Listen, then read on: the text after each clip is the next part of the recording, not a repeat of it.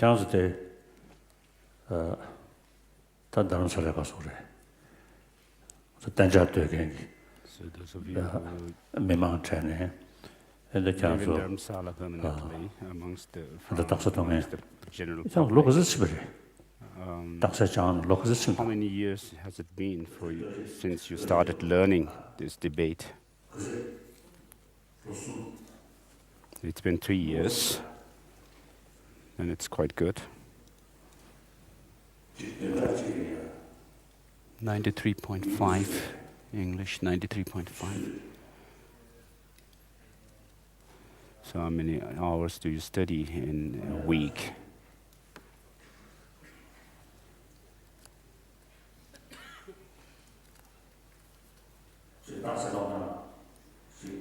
The way you debated,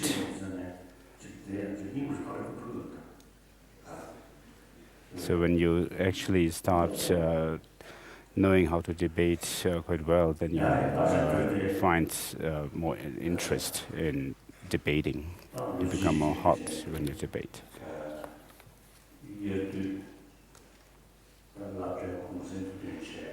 So as the schools are on holiday and the colleges are on holidays, therefore we have started this discourse on the Dharma since 6 years. This is the 6th one for the Tibetan students.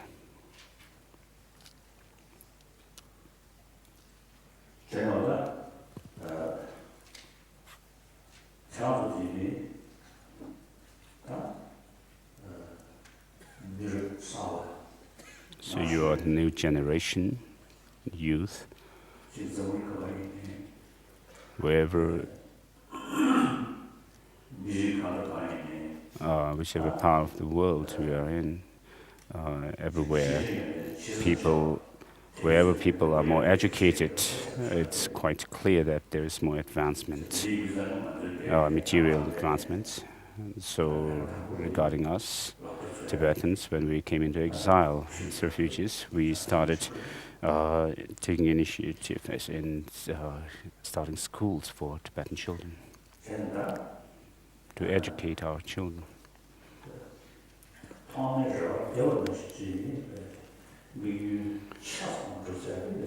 So, of course, it's difficult to fulfill all the goals that we have set in the beginning, but we have been rather quite successful. This is quite clear.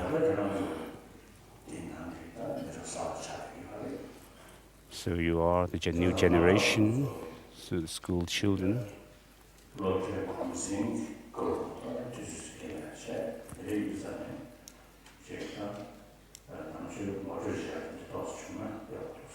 So there has been this idea of having this introduction to Buddhism and teaching for the school children, since this is the best time as you are on holiday and we have no much other time.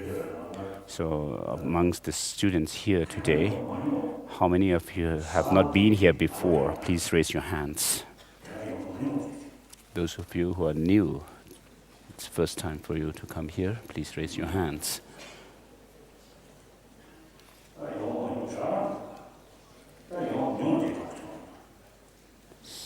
So the most of the students have been here before in this kind of discourse.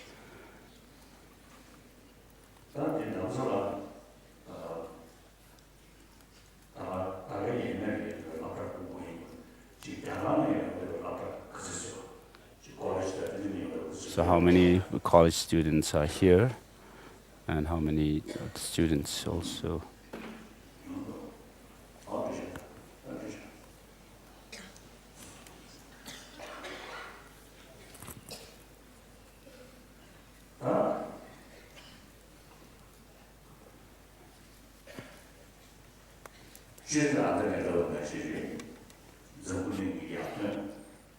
So as I said earlier, the materially advanced countries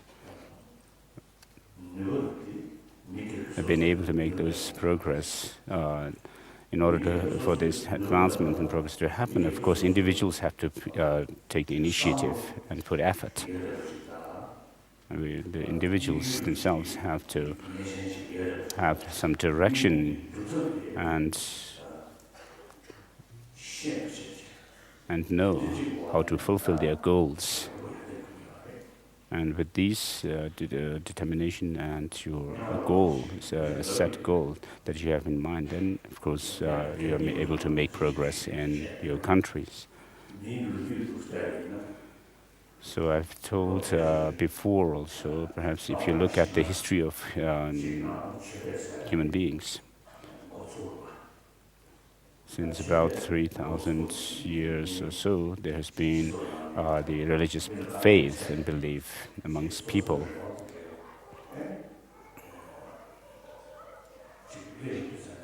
So when people put some hope, have some hope, then they have started putting their faith in some kind of a deity or spirits or something.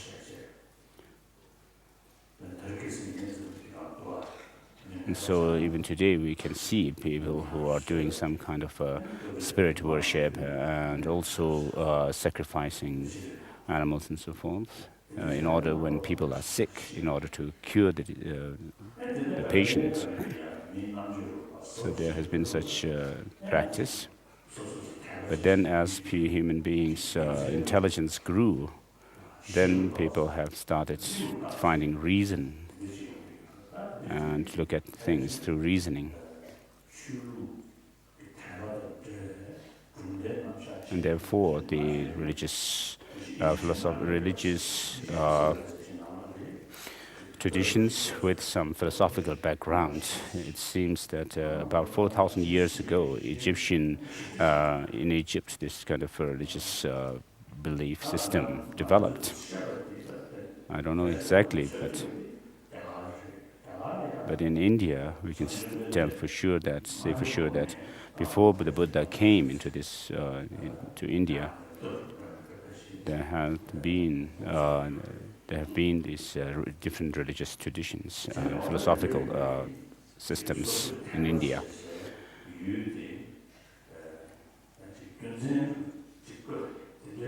So people have started finding reason to prove what they believed in, the existence of those gods and so forth. So I usually make the difference between religious beliefs which have some philosophical background and those without any philosophical background. So those with the philosophical background, the religious traditions, seems to have started in India.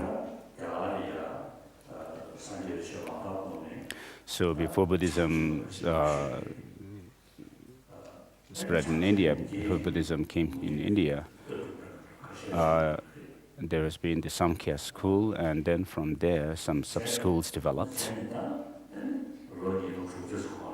So it's been since now 2,600 years the Buddha Shakyamuni came to India, and then contemporary to him, maybe there was a difference of about Mahavir.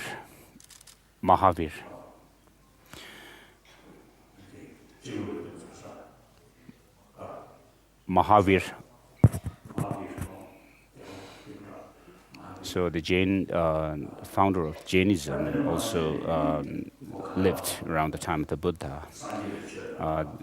There may have been some 20 years or 30 years difference between them, but so Buddhism and Jainism developed in India around 2,600 years ago. And within the Samkhya school, there were the theistic and non-theistic sub-schools.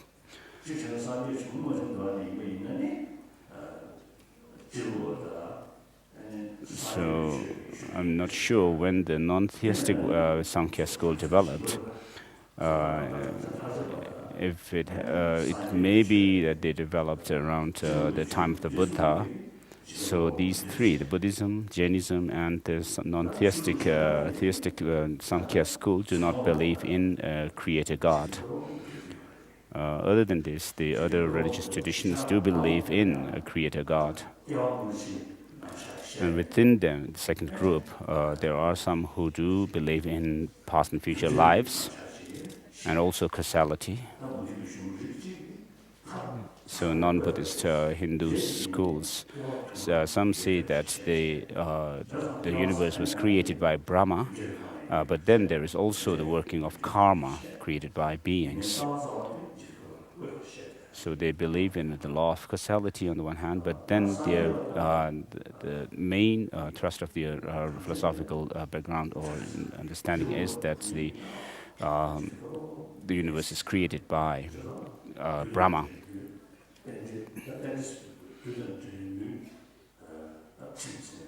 But then the non-theistic Samkhya schools say that the things come through causes and conditions, and they don't believe in a creator God. So this shows there's some development, further development by using reasoning, because they find some logical inconsistencies if you were to believe in a creator God. And because of this, they started positing that there's no, there are logical fallacies, as it is mentioned in Dharmakirti's Pramanavartika. So an eternal creator God, if you were to believe in such a thing, then there are a lot of logical fallacies that are mentioned in the Pramanavartika. So of course people can put faith in a creator God, but then when you use reasoning and logic, then you find some fallacies in such a belief. And therefore, in Buddhism, there is no belief in a creator God. But the Buddha, when he began giving his teachings to people, he started with the Four Noble Truths, so which are based on the understanding that we have happiness and suffering, and which come from causes and conditions. And therefore, the Buddha's teaching is, the essence of the Buddha's teaching is of dependent origination. So dependent origination in terms of causality is one thing. And so this is what the Buddha has taught. And if you also use reasoning, there is no beginning to the past and future lives, beginning and end to life. And then also the fact that the mind has a nature such that our disturbing emotions can be overcome. So since time beginningless, this has been the case, that the delusions that are in our minds can be overcome, and they can be overcome through by applying the antidotes to the delusions. And therefore, the Buddha was somebody who was able to teach dependent origination from his own experience and insight, and without relying on other, depending on other teachers to teach the dependent origination, and had the pinnacle of experience of the dependent originations. So since the Buddha gave his first sermon, the first sermon of Noble Truths, Four Noble Truths, until today, there's been over 2,550 years. So from amongst all the religious traditions with philosophical background, the teaching of the Buddha is as a Buddhist, I can say, I'm not saying that the Buddhism is the best religious tradition, but if you were to check without bias, you can tell that the Buddhism teaching of the Buddha is has the deepest philosophical understanding, philosophical system. When the Buddha began giving teachings, he opened the minds of the disciples and be open to the truth and not restrict them. and asked the disciples to check his teachings by using their intelligence. So this is really great. So if the Buddha had said that whatever I teach you, you must believe in them, perhaps there won't have been so many great masters. Buddha said, Buddha has told his disciples that the monks and scholars should examine his teachings, and just as the gold is tested by rubbing, cutting, and burning. So he said that you should not believe in whatever I teach you. You shouldn't believe right away, but you have to use reasoning, experiment it, and use reasoning. And then when you find them to be standing to the test of reasoning and all this, experiment and all this, then you should believe in my teaching. And so this is something perhaps in some non-Buddhist schools, they do have such a way of approaching the teachings. So there are, of course, in the scriptures, when there is a challenge from somebody, then you have to confront it. And then when you don't have a challenge when you're not challenged by anybody, then you cannot make progress also, just as it is in the case of our health. When you meet with different obstacles to your health, then you show some, you use some antidote, or you try to overcome those obstacles by applying different means, remedies. So people who are born in highlands, like Plateau Tibet, and so we have certain genes and also have the physiological structures accordingly, being able to have no difficulty in breathing in highlands, high altitudes. So this physical change, physical nature has developed over years, and so it is similar to the trees. So where there is hot climate, then you have different and the tropical regions. You have some kind of trees that grow there. But then in colder regions, the trees are different.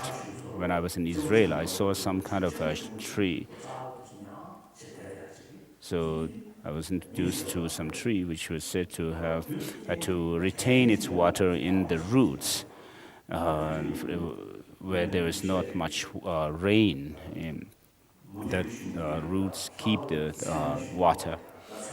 So when you have some challenge from somebody, you'll be able to face them, confront them. You have to confront them. And for example, in the case of logic and epistemological texts of Buddhism and non-Buddhist traditions, Hinduism and so forth, sometimes the non-Buddhist philosophers challenge the Buddhist logic and epistemology, and then the Buddhists had to defend them. And in this way,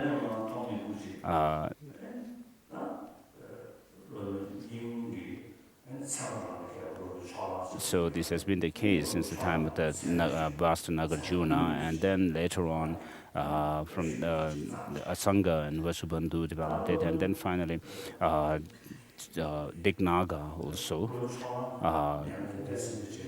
wrote text on logic and epistemology. So after his writings of the Compendium of Valid Cognition and so forth, then some non-Buddhists have actually made objections to Dignaga's system of logic. And to those challenges, criticisms, then the Buddhist scholars have, like Dhammakirti and so forth, have actually answered the criticisms, argued against the non-Buddhist scholars. And then those were again challenged by non-Buddhist scholars later on, who came after Dhammakirti and so forth. And then you can find later on that during the time of Shantarakshita, he also answered the non-Buddhist scholars. And so when there are new challenges, you find new logic and reasons to defend your own. So it seems that we should be actually grateful to the non-Buddhist traditions as well for making the Buddhist logic and epistemology to develop further and become more refined. So with regard to the logic and epistemology, Tibetan scholars have paid a lot of attention to it. In Chinese translation, the door of reasoning is said to have in Chinese translation. But the 7 texts on logic and epistemology by Dhammakirti have not been, it seems, they were not translated in Chinese before. But later, it seems the people have translated it.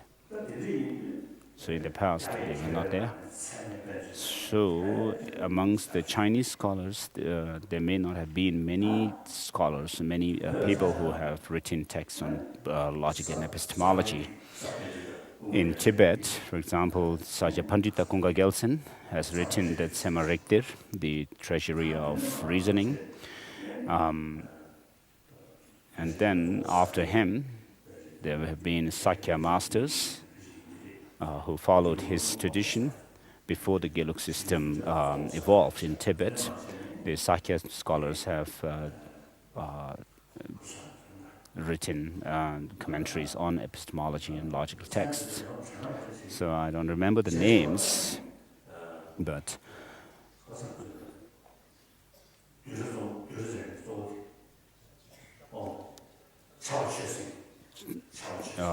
Chabachis Chugisinki was a great master who started what is known as the collected topics tradition.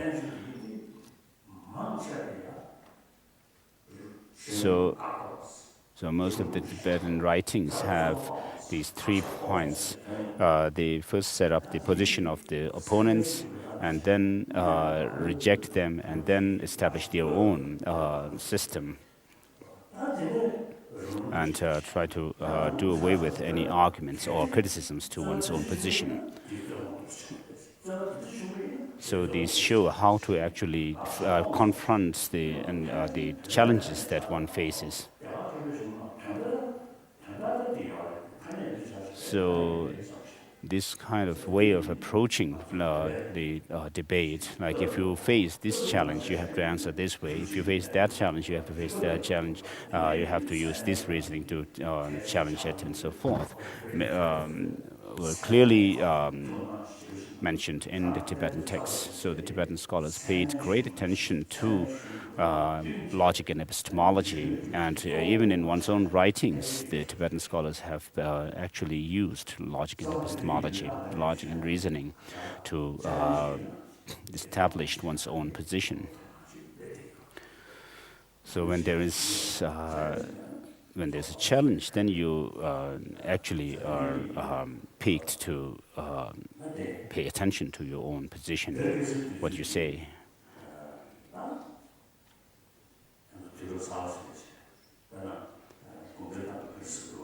So we are in a new era now. In the 50s and 60s, the communist Chinese have said that the Tibetans are rather ignorant. In Austria, during my last visit in Austria, there were a few Chinese old men and women who have come to the street, to raise slogans against me. But then, when they were asked,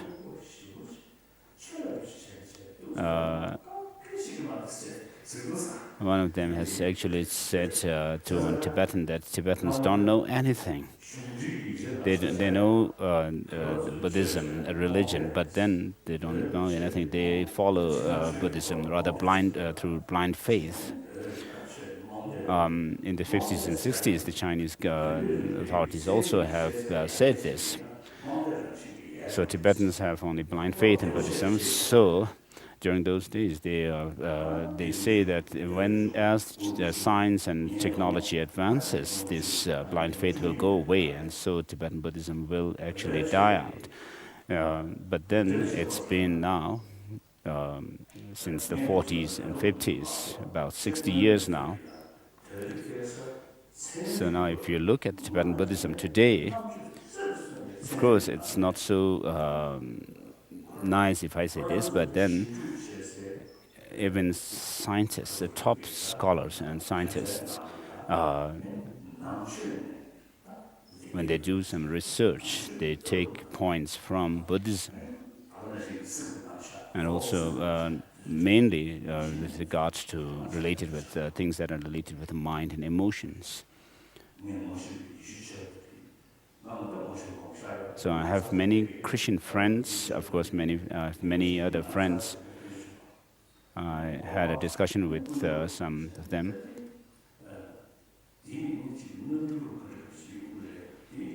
What are the expressions of the God? How did God actually create the universe? So when I asked this, how God created this universe and so forth, so the person told me that, we are not actually, we don't do such analysis and investigation. So they only keep faith in God, and they don't use reason. I think I said to you, maybe I told you last time, I have a friend, Indian friend, who is a doctor.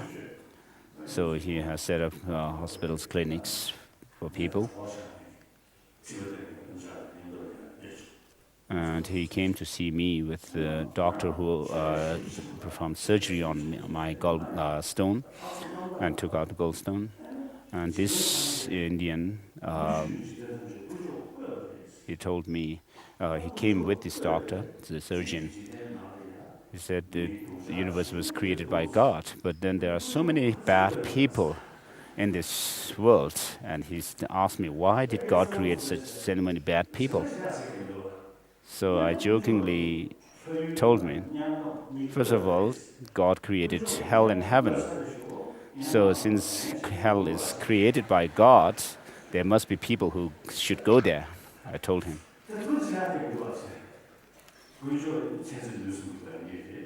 So this is, there's nothing more I could say. But of course, God is infinite love, wisdom, and power. So of course, God cannot have evil feelings or ill feelings towards certain beings. So when you believe in a creator God, of course, things are very complicated, become very complicated when these kind of questions are raised.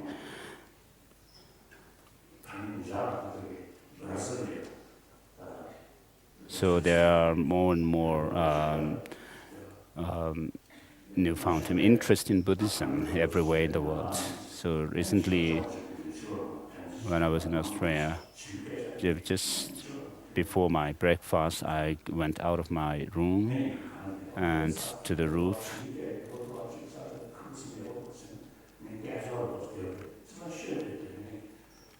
And I just happened to shout that this place is so beautiful, the birds, the singing, and the scenes around and so forth.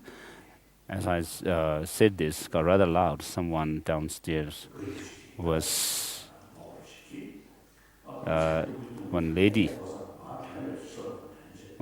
came out of her room with a cup of tea in her hand. And she told me that in the West, you have brought this kind of pure Buddhist tradition to the West. So this is really, we are really fortunate for having a pure Buddhist tradition. She didn't look like a hippie type, but someone really educated. So she was a really gorgeous-looking lady and didn't look like a hippie. So usually when I give lectures in the West, I say that the Westerners have their own religious traditional religions. So this is what I mean. Actually, I mean it. So I met somebody in France or somewhere some years ago. A wealthy person told me that he wanted to build a meditation center.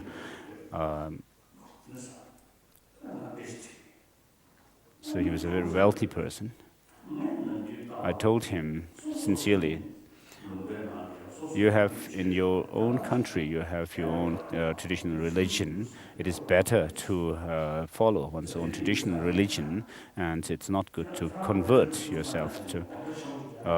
If you wish to build a meditation center, it would be better to do so in a Buddhist country. So this France is not a traditionally Buddhist country, and I don't think it's a good idea.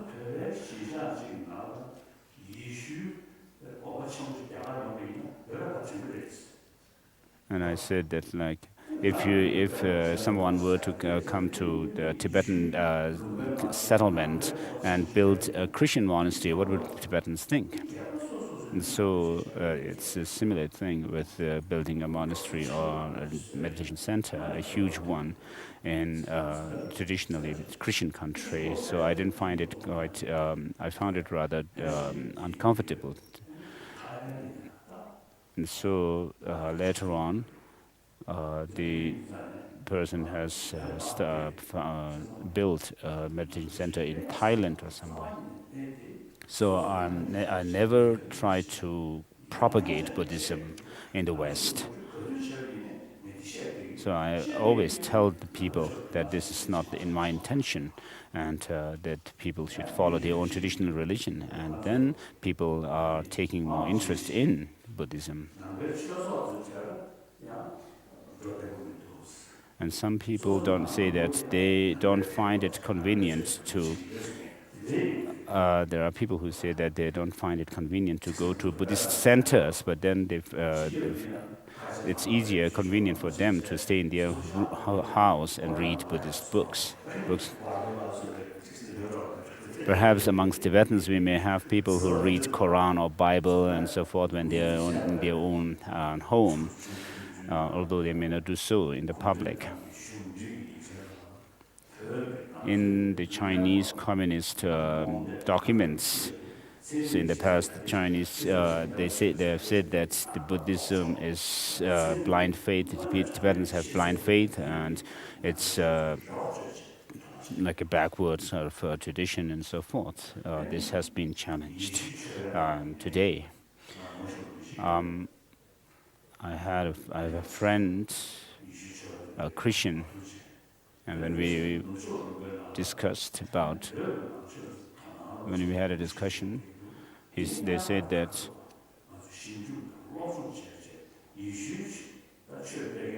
so people are taking, they said that people are taking lots of people are taking interest in Buddhism, Tibetan Buddhism, and what is the cause for that? And so there has been some discussions among the Christians themselves to find the cause for people to taking interest and paying attention to Buddhism, so that they could also use the same kind of technique to recruit people to their own religions. So the Chinese, without knowing the in-depth Buddhism, in-depth, so amongst the 6 million Tibetans, how many of us really sincerely practice Buddhism through understanding it? Of course, most of the elderly people may be following Buddhism out of blind faith. It's not the faith itself, the tradition itself, but the people who follow it. So there's a story in one region of Tibet. There was an oracle deity, And at one time, the oracle deity said that if you don't behave well, the people, I will actually, I will cast spell on you. And the oracle had said that when you wear your boots, don't you itch where you tie your lace, and that is my spell on you. That's quite silly, isn't it?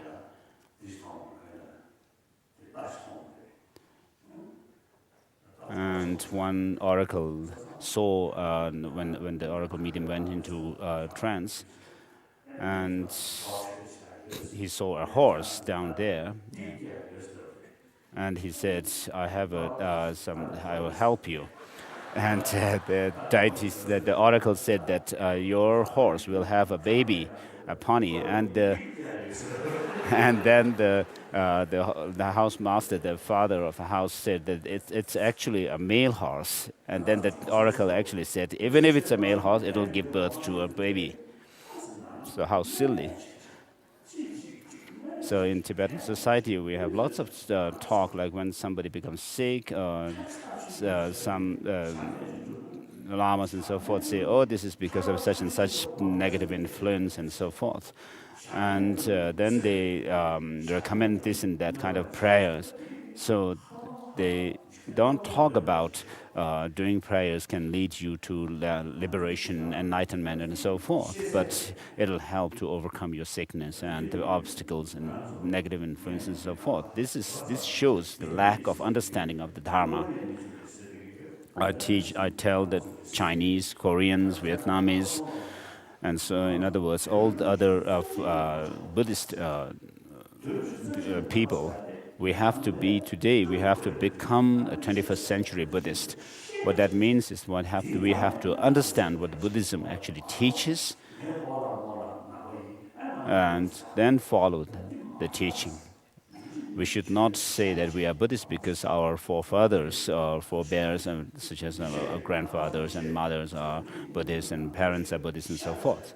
So it's very important, I always emphasize, to study Buddhism and understand it. In the beginning, when we started the Tibetan schools in India, in exile, we had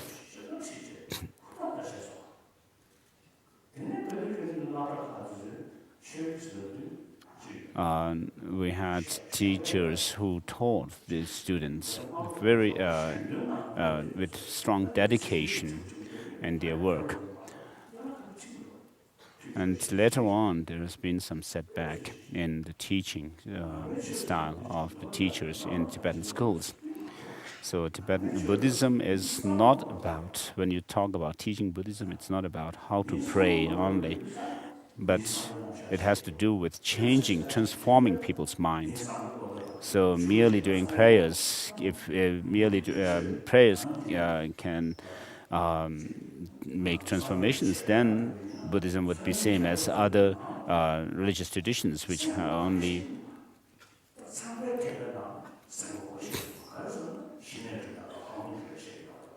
so in the religious traditions which believe in created God, and some of them they don't teach about the workings of mind, the function of mind that much. But when it comes to the Brahma, the vehicle, then there is the tradition of Vipassana and Shamatha, the insight and calm, tranquil abiding meditations. So when you only base your religion on faith alone, you don't have to talk much about the system of mind, the workings of the mind. So Buddhism is about changing the mind, transforming our mind. So it cannot be done through surgery or by giving injection and or doing exercises, but then you have to use your own mind to overcome the distorted notions and develop the right views, the right understanding. So the transformation has to come through the mind, by using our mind. When we talk about liberation and omniscience, this has to do with our mind. Liberation and enlightenment have to come based on the mind. And so the mind has to be used to transform the mind. So this is what Buddhism teaches. I never say that Buddhism is the best religion. Never. So it is like saying one medicine this is the best medicine. Because when you have to talk about some medicine being the best or not, you have to talk about which medicine actually works best, most effectively for the patients. So without relating to a patient or sickness, you can't say that this medicine is the best. And so according to the predispositions, mental dispositions of the different followers of different religions, then you have to say this religion is best for this kind of person, and that religion is the best for that kind of person. So you can't talk about the best religion without relating it to the followers or people. So I'm not actually saying that Buddhism is. It's not the case that I'm not saying that Buddhism is best religion.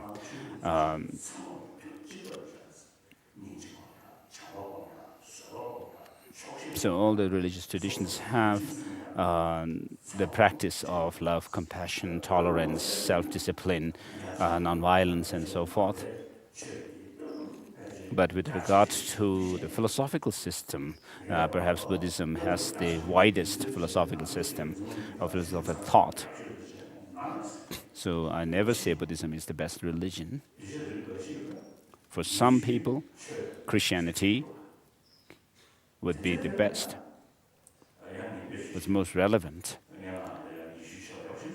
I had an American Christian friend, and he took interest in Buddhism and in meditation.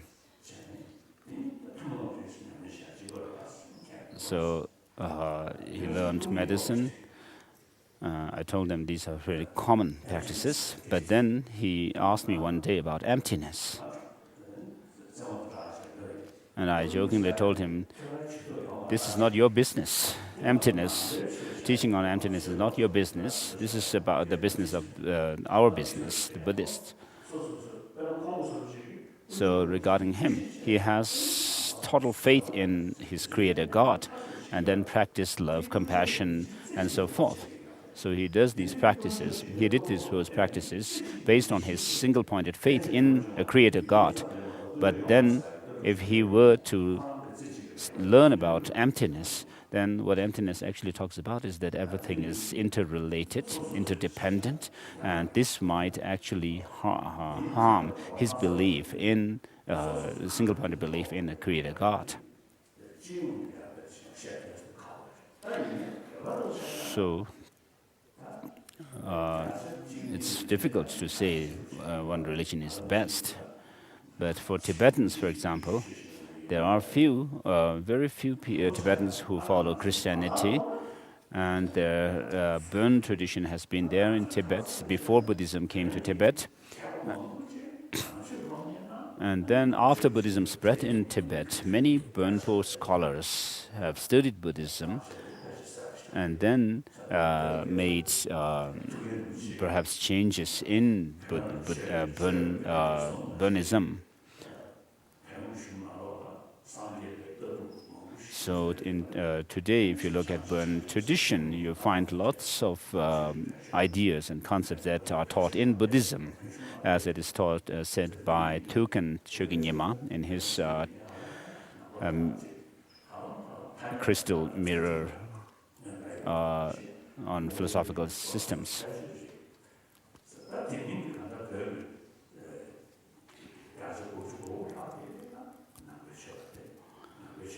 And so 99%, more than 99% of Tibetans are followers of Buddhism. So Buddhism is our culture. In the West, they have the Judeo-Christian culture. So in the West, their culture is very strongly related, connected with Judeo-Christian traditions, and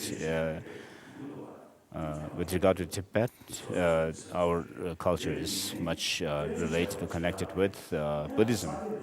So of course there are people who criticize Buddhism today. But what Buddhism teaches, what Buddhism is about, should be first studied, understood by studying them. As it was done in India in the ancient times, the Buddhist and non-Buddhist traditions, when they challenged each other, they first learned the other's tradition. And then, after understanding the position of the other, then they started criticizing them, arguing against them. So if you want to argue against somebody, you have to know what the other tradition teach.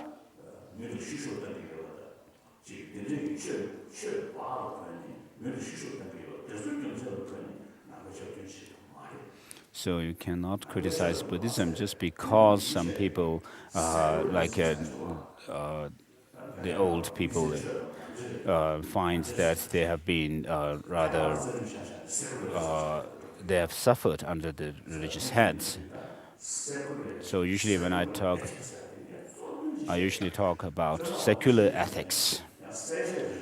So when I use the term secular, secularism, I also clarify the point, make some clarification here. For Christians and some other Muslims, some say that secularism has a negative connotation, which means anti-religion. But this, when I use, I tell them that when I use the term secularism, I don't mean anti-religion, but we respect all religions. So when we explain things, we don't touch religion as such, but then touch on the points about the human principles, the moral principles that are don't need to be touched, for which we don't need to touch religion as such. So during the Bolshevik Revolution, perhaps they were anti-religion. But if you think carefully, closely, you will find that the Bolshevik religion was actually against the religious institutions, which were supporting the kings. So they have strong connection with the rulers, and the rulers were supported by the religious leaders. And then the rulers, the kings and queens, actually used them to hold authority over people. And so, if you look carefully, it's the Bolshevik Revolution is not against was against the religious institutions, where there was so much abuse of religion. So if you were to overthrow such authorities and kings and so forth, then the religious institutions which supported them also should be criticized and overthrown.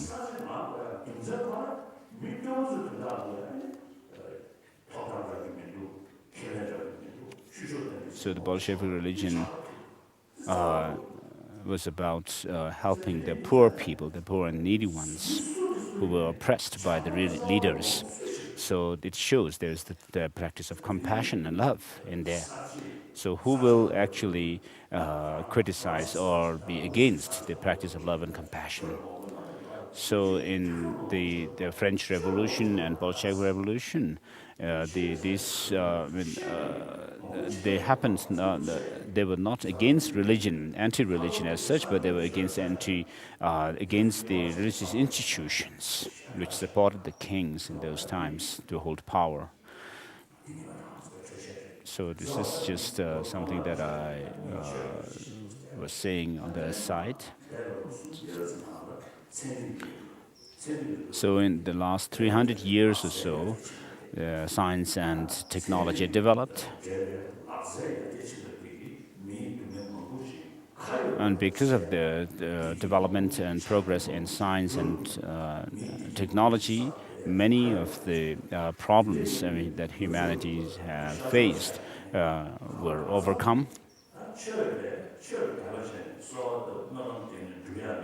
So many of the things that cannot be achieved right away through prayers and religion, religious faith, then, and because science and technology have been able to give the results right away, people have rather turned their attention towards science and technology more and more.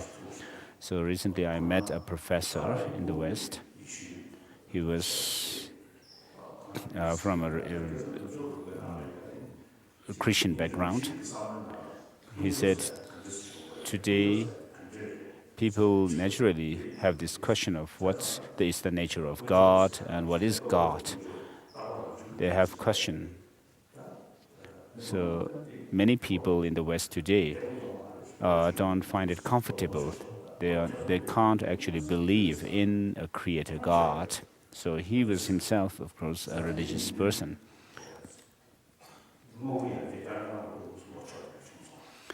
So people's attention were turned towards material development. But then, since towards the end of the 20th century, we can see that there are people who are really wealthy. Of course, in our religion, we talk about the Vaishnavana being really wealthy deity. So in the West, there are people who are really wealthy, but then they have no peace of mind. And then, although they have all the material amenities, but then because of their lack of peace of mind, they take drugs like sleeping pills. And in the worst case scenario, people commit suicide.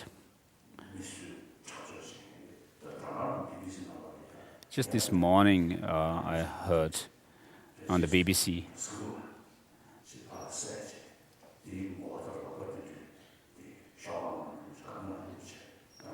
about some people killing others and then chopping off their head and hands and sending them as parcels.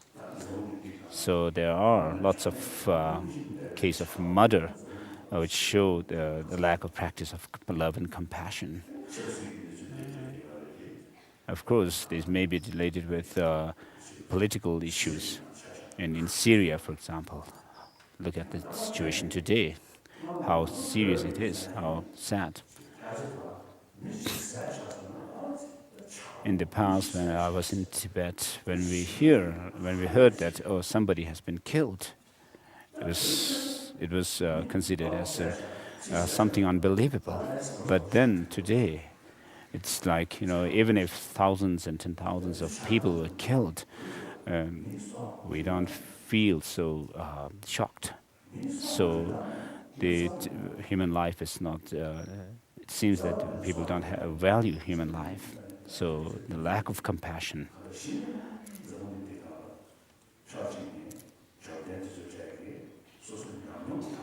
So the rich people these days, from their own experience, say that peace of mind cannot be achieved through money. So this is one problem they are aware of. And then from amongst the scientists, and especially people who are working on studying brain science, neurology, and health science, they also find it quite intriguing with regard to the problems in society. So they say that you have to find peace of mind and happiness by using the mind. So if you have a peace of mind, if you are happy, then physically also you are healthier, the scientists say. So if you have lots of fear and so forth, negative emotions a lot, then that also harms our physical health. So the people today are turning towards paying more attention to the inner values and not satisfied with the material development alone, which has been the trend for the last 300 years since science and technology developed.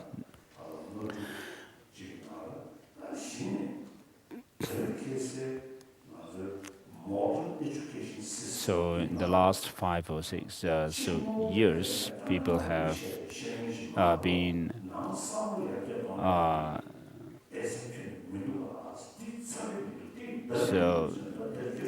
talking about the lack of the paying attention to the inner values in our education systems. So it's happening now in America, Canada, in Europe, and also in India.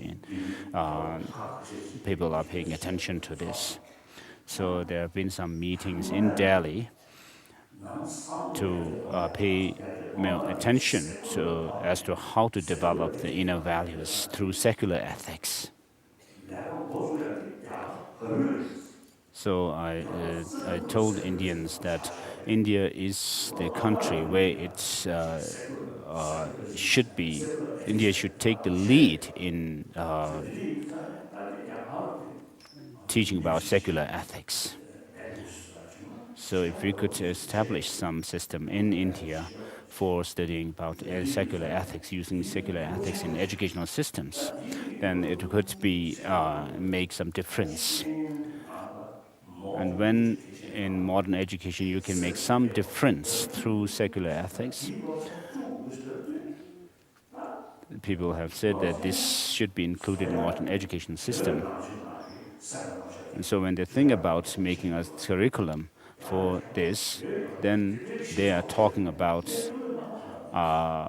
as far as I know, there are no Indians who say that they can actually take these lessons from the Indian religions, but they talk about taking lessons from the Tibetan Buddhism. So this is something that so today, these days, I say that Buddhism. So when we use the term Buddhism or the philosophical, you usually get the idea of some kind of a belief system, like blind faith. But then I usually use the term Tibetan Buddhist philosophical system, and also about mind and emotions. And there's no other traditions and thought systems which have so much broad and deep presentations of these topics.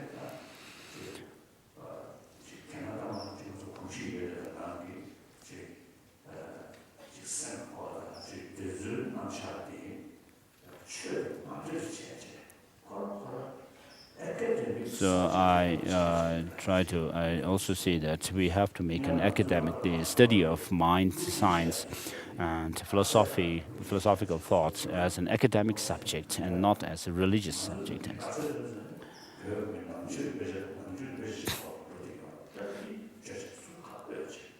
So we can use the thoughts that are found in our scriptures, literature, for other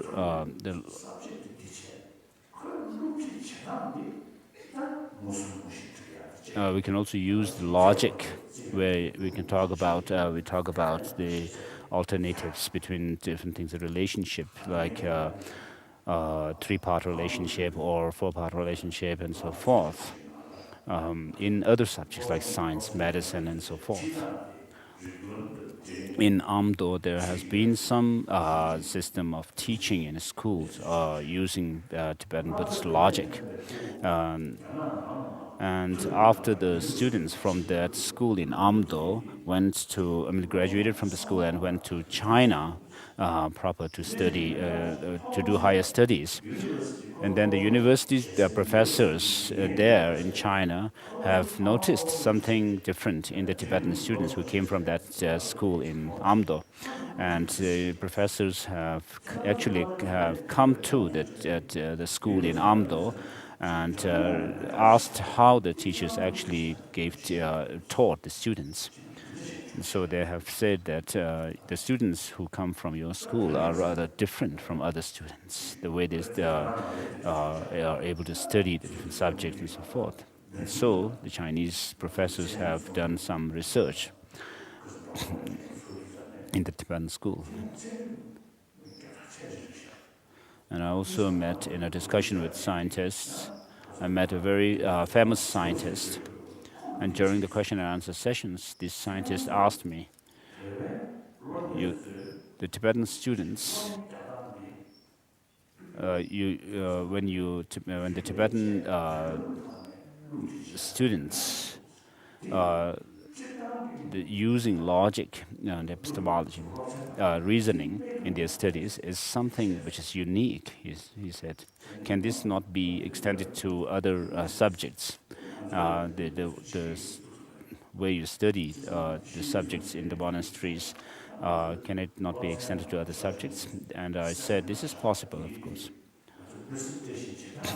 So the presentation of when we do make presentation of the different subjects that are taught, that we find in our literature, without talking about religion, we may be able to use logic.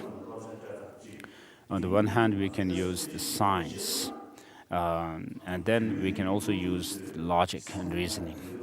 So if we can combine these two, the Tibetan students can learn the different subjects better. So it can become a new way of educating.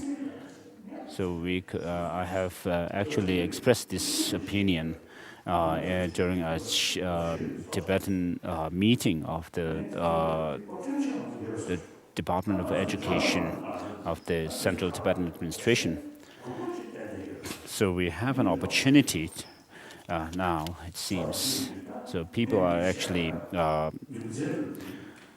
looking at us with some hope.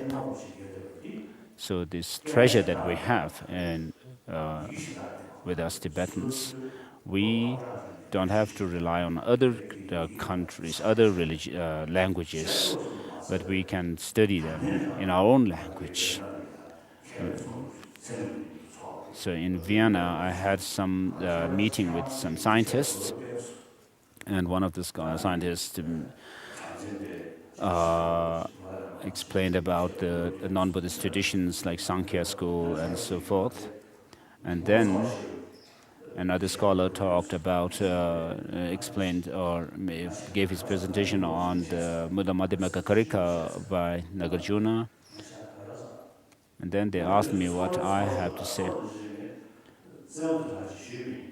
And then during my turn, I said, of course, I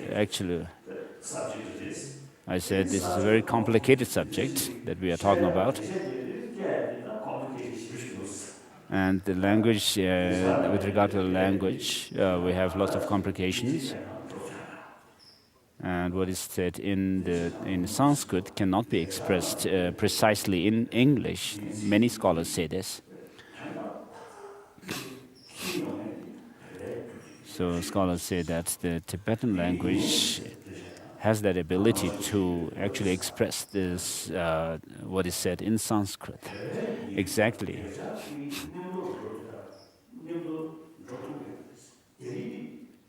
And one scholar told me that the Chinese is slightly different from Sanskrit, but Tibetan language has been on par with Sanskrit.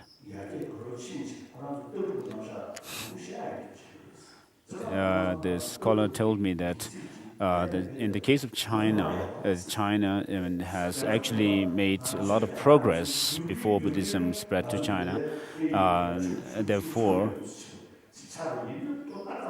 And therefore, because of the developments that have happened in China itself, and Tibet has rather been backwards compared to China.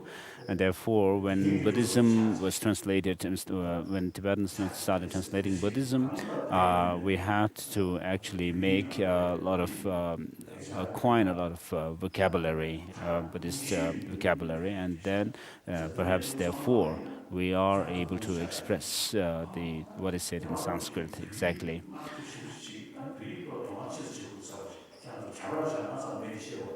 So I'm saying this to the students, you students, so that you may find some inspiration to pay more attention in learning your own language better. So this is what I hope you could do. Otherwise, you might find, oh, Tibetan religion, Buddhism, and all these philosophy are very complicated and so forth. So if you find that Tibetan is an amazing language, then you will also be proud of your own language. Of course, we make a distinction between the spoken and written languages.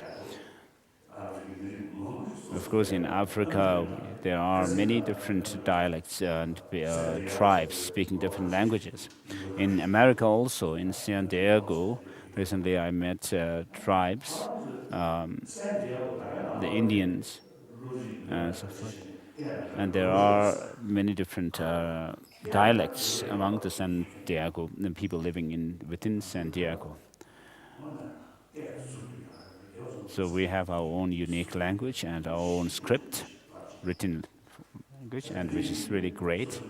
And therefore, you should feel proud of. In order to become proud of our own people, if you pay attention to Tibetan language, know the uniqueness of our own language, it will make a difference. So this is an introduction to the Tibetan kids about our own people and language. So when we talk about Dharma, religion,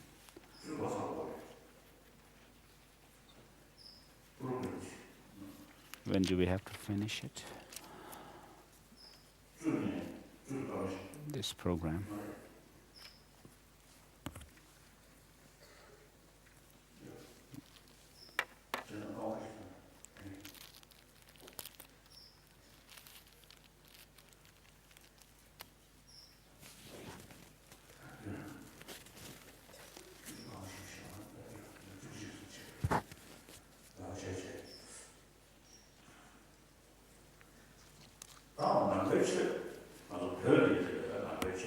So Tibetan Buddhism, of course Buddhism, there is Buddhism in the Pali tradition. So maybe I already talked about it before. Then Buddhism in the Sanskrit tradition.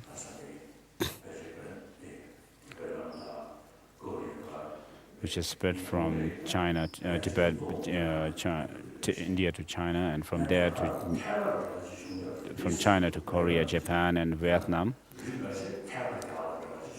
So in Vietnam, they also say that there are certain traditions which spread directly from India.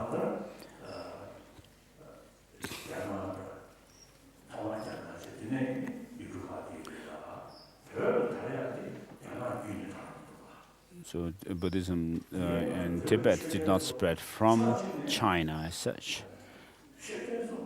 The Tibetan Dharma emperors were people, it seems, who actually try to find facts from the truth. So they were rather unbiased and always very critical in what they want.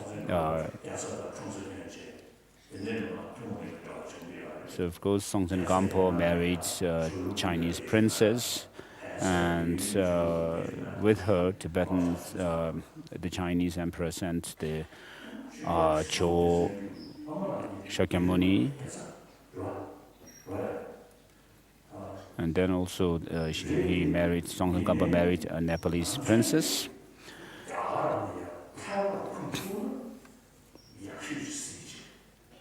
So Tsongkhapa found it best to actually take Buddhism from India itself. So of course the Tibetan kings and the Chinese kings had already established some kinship and relationship.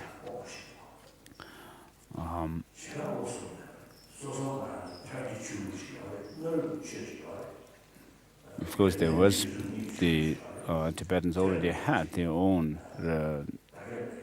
indigenous religion, but Songtsen Gampo was not satisfied with it, but researched where he could take Buddhism or some other religion. And then he found that it would be best to take Buddhism from India itself, and therefore he also looked for the authentic tradition. And in those days, Nalanda University was the main institution where Buddhism was kept alive. So Songtsen Gampo didn't invite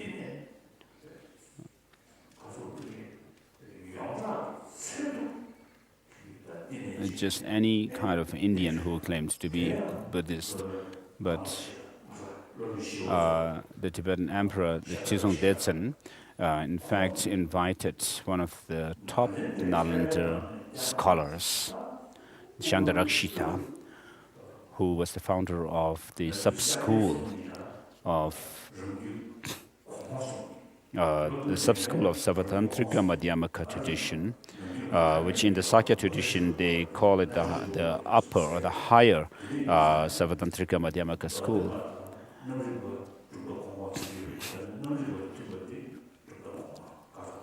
So the term, using the term higher or here has to do with the distinction that we make between the Chittamatra tradition and the Svatantrika Buddhist philosophical thought, where Chittamatra is considered higher philosophical school.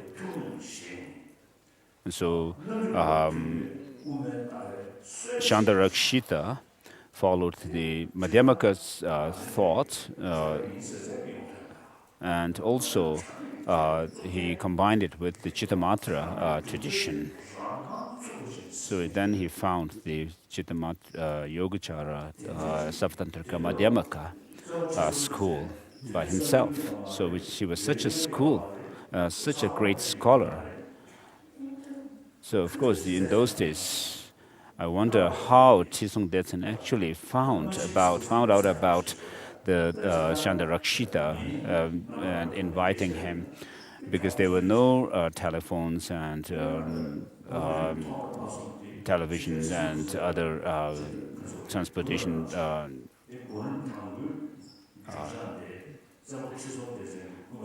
things.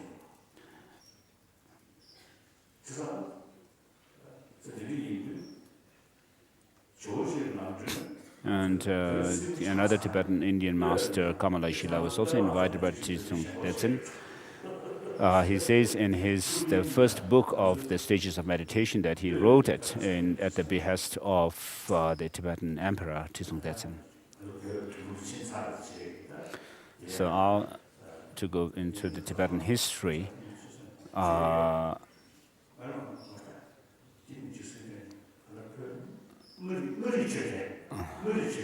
when Tibet was rather fragmented, one of the Tibetan chieftains in those times was called Ngari Chögyal. He requested Atisha. He was the one who invited Atisha to Tibet, and he requested Atisha to write a text, and Atisha wrote The Lamp for the Path to Enlightenment.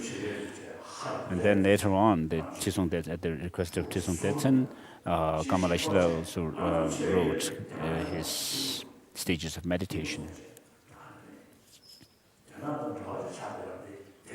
So Tibetan kings were not contented with any kind of tradition of Buddhism, but actually they wanted the authentic tradition of Buddhism, and therefore they took Buddhism from India. And Chandarakshita came to Tibet when he was quite old, and then he passed away in Tibet itself.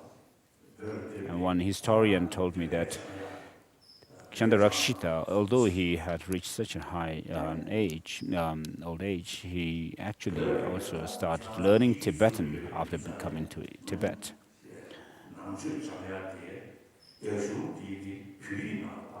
And he advised the Tibetans to study Buddhism, to actually study Buddhism through our own language, Tibetan. And he advised Tibetans to translate the scriptures from Sanskrit into Tibetan. So now, when we study Buddhism, we can study it in our own language. The scripture comprising the Kanjur and Tenjur can be studied in our own language. And then at some point after those emperors, Tibet became rather fragmented. And each region has their own leaders, and lots of conflicts happen. There used to be a Tibetan who used to say that his region was rather independent. And today we are rather, Tibetans have now become one. This is thanks to the Chinese invasion and occupation of Tibet. So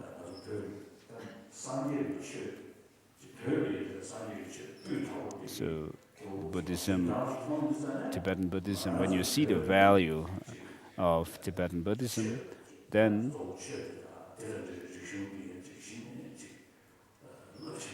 we can see how great our religion and the culture which is related to it. And then also the language that the Tibetan emperors have actually devised. So we don't have to, of course, look down upon other races, other people. But when people try to take advantage of us, then we have to show our own greatness. Amongst the Chinese, there are many of them who actually are very sincere about to Tibetans, very dedicated to the Tibetan cause and so forth. So, but then when you find people, Chinese, for example, who say that Tibetans don't know anything, they are totally ignorant and all this, then we have to be able to answer them by knowing about the greatness of our own culture and language and religion, of course. So keep this in mind, okay?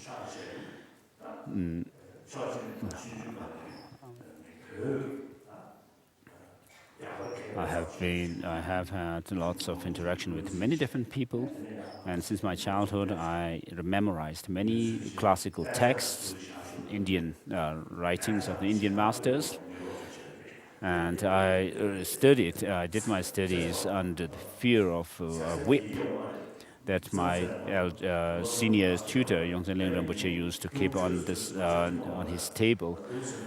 And so I pursued my studies under this kind of fear. But then when I was about 14 or 15, then I started actually taking serious interest in my studies and giving thought and reflecting on the teachings. And then meeting with people. When I meet with other people, because of the training that I had of using the logic and reasoning, and seemed also to have a very strong memory. Maybe I have received some blessing of Manjushri. I seem to have some kind of a retentive, unforgettable memory. When there's something that I hear and that's not really important thing, then I don't really mind keep that in mind. But when it's a really important thing, then I can actually keep that in mind. So I am now in my mid-70s. So this is an advice that I'm, as an old man, I'm giving to you, younger generation.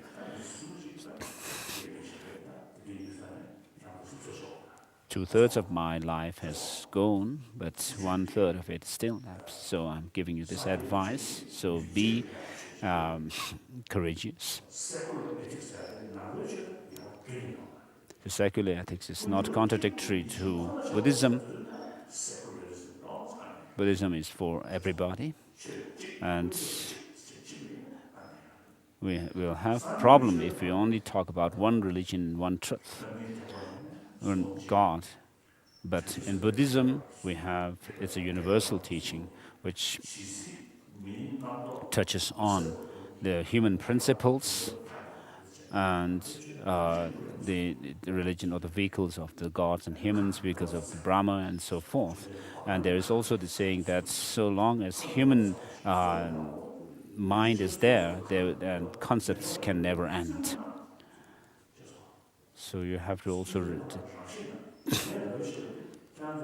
Buddha himself respected other religions, other people, and he never imposed his religion on his followers and other people. So he respected others.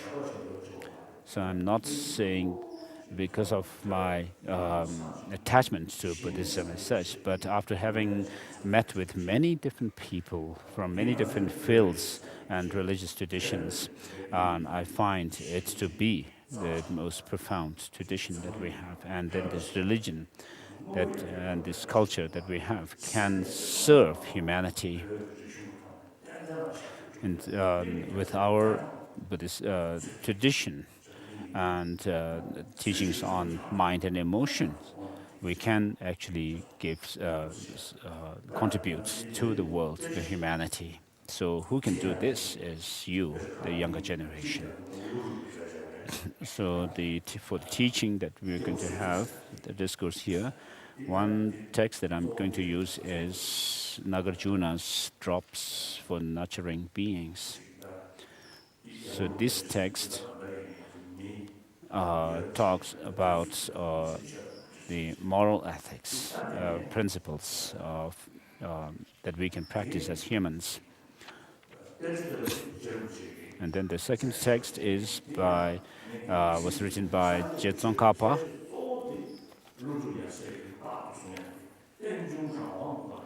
So as usually I say that the uniqueness of Buddhism can be expressed through the teaching of dependent origination that was given by the Buddha. So today we'll go through Nagarjuna's text.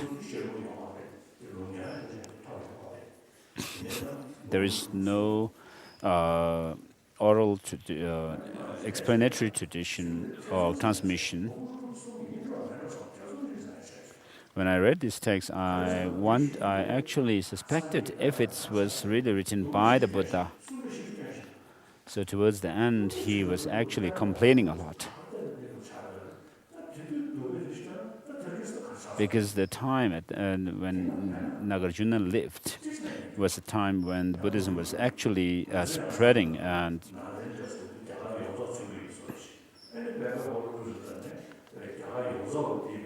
so perhaps this is because when we think about Nalanda, we were thinking about the whole of India being kind of influenced by Nalanda, and when we think about Buddhism,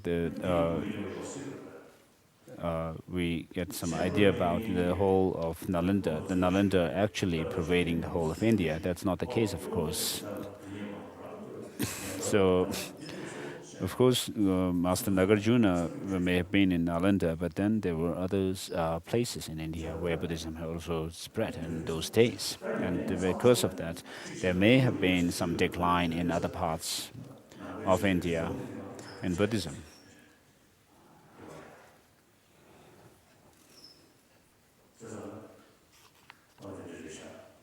And that's why Nagarjuna was complaining.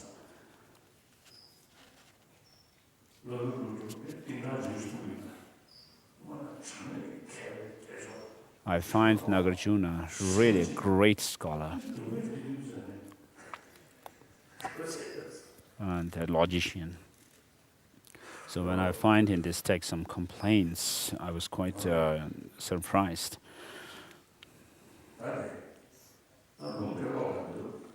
I will not read through the text. There is no oral reading transmission of the text, so I'll not read through each and every line. In the beginning of the text, in our Kanjur Tenjur, maybe there are about 10 different scriptures or volumes which were translated from China. One of the texts in the Tenjur is a commentary on the sutra Unraveling the Thought. And I read this commentary by Wensek, who was a Korean scholar. So, except for those 10 volumes, all the other, the rest of the Kanjur and Tenjur's texts were translated from Indian language. And therefore, in the beginning of all the scriptures, we have this mention of in the language of India, and then the translation of that title, with regard to the title in the language of India, and the title is given in Sanskrit, and then in the language of Tibet.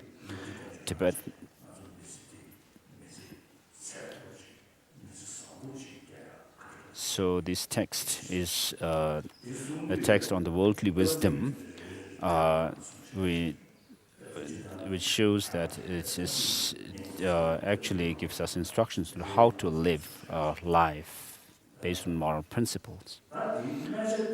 And in the text, there are references to different stories and fables. In the later part of the text, it's talking about how to live a life which will help you in the next lives. So in Tibetan tradition, we have the 10 practice of the 10 virtues, which are said to be the 10 virtuous actions, divine actions, and then there are 16 moral principles for human to live a good human life, good life as humans. So in the first verse, Nagarjuna is saying that I'm not a great poet as such. So first, the first verse is a salutation to Manjushri, and then the second verse is about writing the text, composing the text. He says that he is not a great poet. But then in order to help beings, he will write this. There is a commentary to this text which is said to be ascribed to one of the disciples of Lama Tsongkhapa, Tsongkhapa Gyaltsen. He has made some divided the text into four major outlines. So the first one is about in human society. This is what I usually also say. Whatever good or bad aim we have, whether it can be fulfilled or not,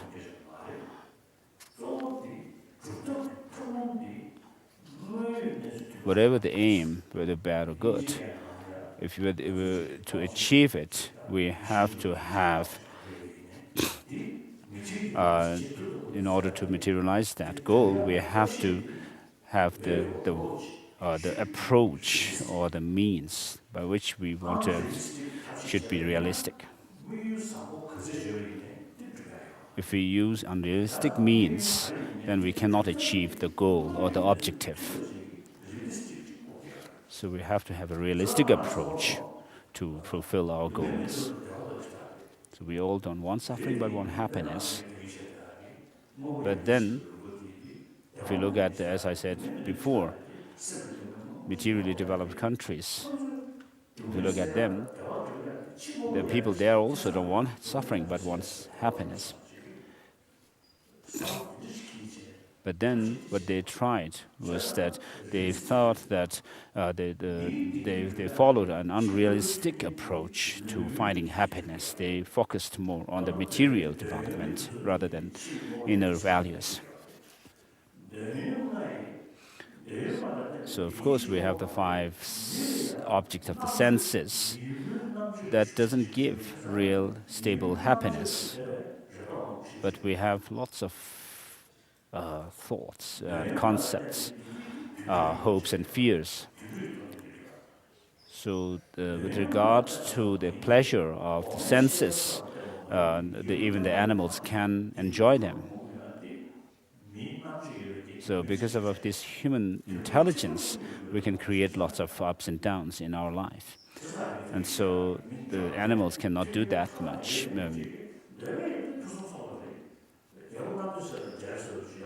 So people in the West are very rich, some of them. Even we can say that their wealth can even compare with Vaishravana, the deity, who seems to be very wealthy. So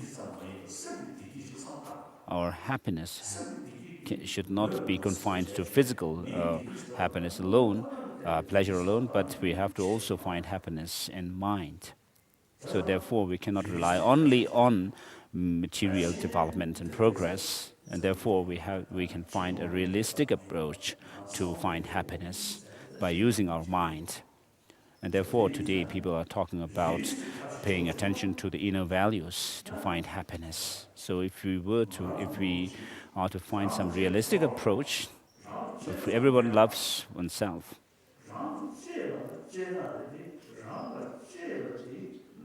You are dear to yourself. If you can actually cherish yourself by being realistic and logical, but not using all kinds of bad means, such as murdering others and stealing others people's possessions and so forth. So we have to use reasoning, the power of reasoning, in order to find a realistic approach. So what Nagarjuna is saying, that the one outline is about finding what we want through by experiment and reasoning. So when I was a child, in my childhood, one of the doctor physicians used to tell me the story of the prince in the cuckoo's body. So who used to say that whatever you do has to be done through research and experiment, and without doing any experiment, you should not do things.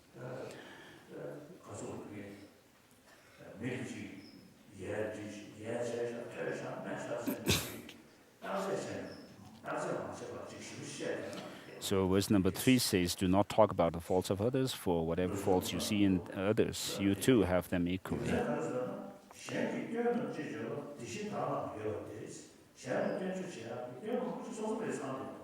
So many of the faults that you find in others, that you point in others, are within yourself.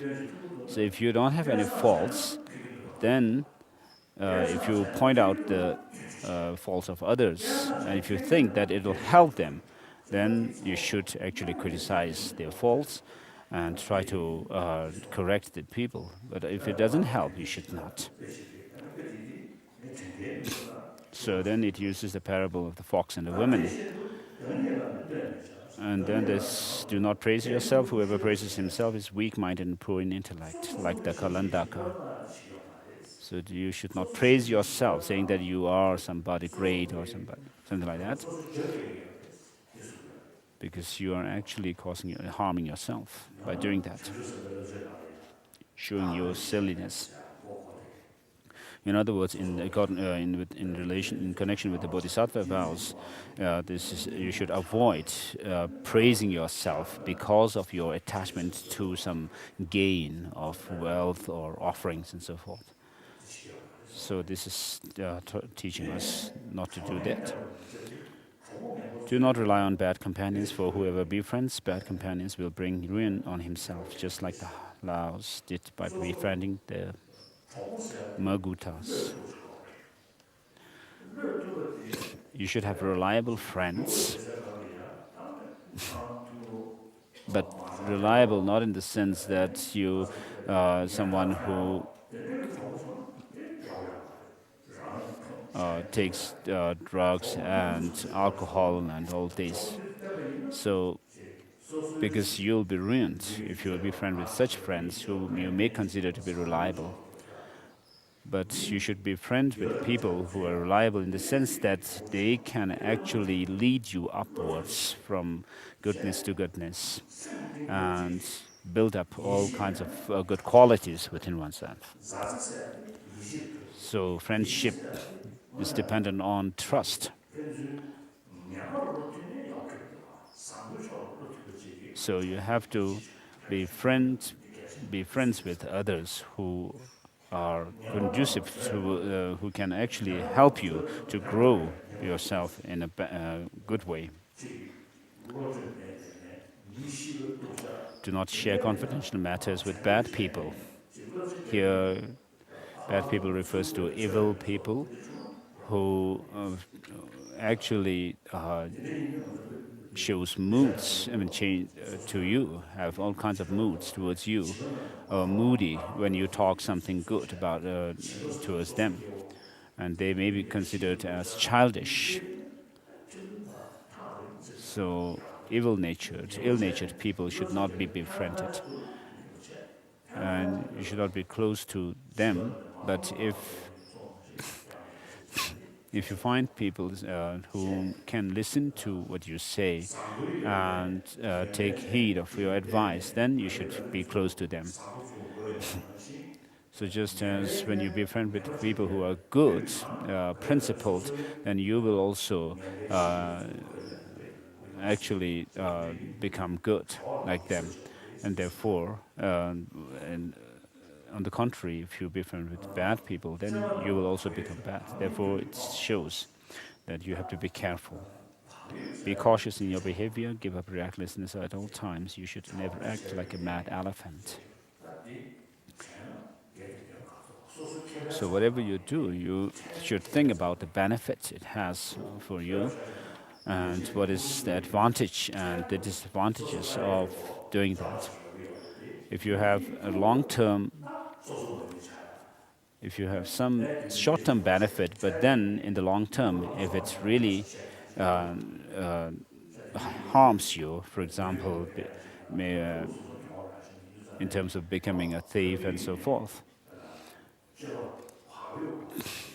so you should be cautious all the time in your behavior. You should think that I'm a human being, I'm a Tibetan. If I do something bad, people will say, oh, Tibetans are bad. They will not say, this person is bad and such. And then secondly, I am a follower of Buddhism. And then you should show conscientiousness. So just as Shantideva says that when you have an injury, you'll be really careful about not getting hurt. So likewise, you should be conscientious here, wishing to express yourself in words. Here, when you talk with people, you should also always check whether you are saying something which are not the wordings are not correctly done and all that. One Tibetan woman came to see me in the past from the western part of Tibet. She said to me, all of us were imprisoned. And when she said that, she was in front of me. So you can find the fault there in the expression, because the mullah, the old woman, was right in front of me when she said all of us were imprisoned. She was there, not imprisoned, not in prison.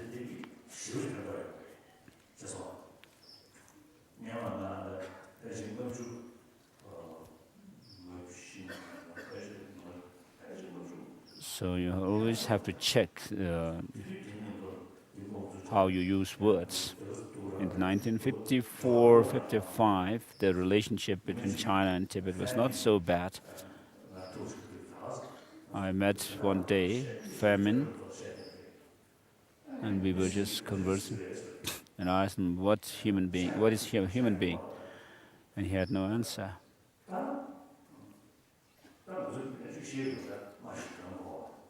And in Tibetan we say a human being is someone who can speak a language and who can actually understand others. But that, of course, definition doesn't actually cover only human beings. There are other beings who can do that. And then we talked about past and future lives. He said he told me there's no past and future lives. I asked him, how do you know this? And he said, because we can't see it, past and future lives. And then I challenged him by saying, if there is something, is it necessary that we have to see that? And he said, no. So we can find the logical fallacy in what people say when they use language. So it's really helpful to learn logic and reasoning. I have a friend who lives in Bhutan. He teaches other people, and he also teaches logic and reasoning. And one of his students actually took more interest in logical reasoning. And then this Bhutanese student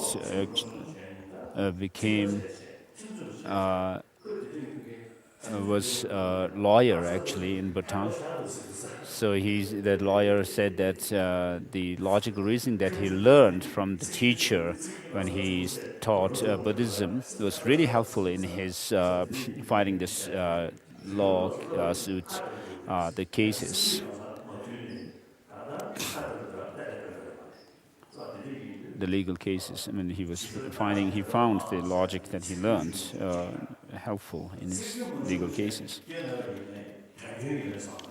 So even if there may not be mistake in the wording of what you say, but then you should also check whether there is some fault in the meaning that you express.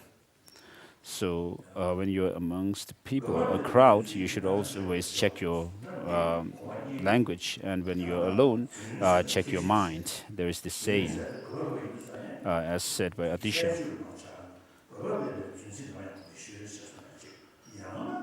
Speaking without checking yourself is likened to a madman's babbling. You should never utter lies that lack any purpose. So if there is a purpose, it's not about selfish motive, but then to help others. For example, in the Vinaya scripture, we find mention of some kind of incident where a monk sees a deer running away, and then after that, the monk meets with a hunter who asks the bhikshu, where did the deer go? And then the bhikshu is advised or prescribed to say that if he told the truth, then it would harm the life of the animal.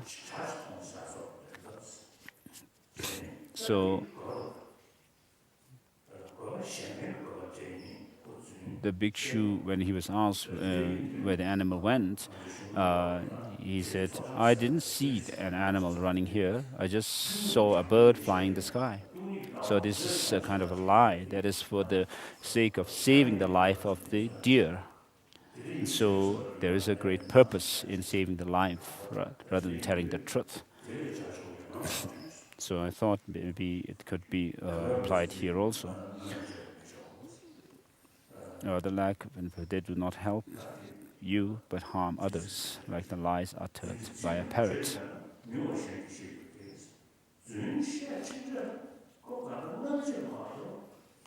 Once you tell a lie, then of course it's a matter of time whether that will be revealed to others or not.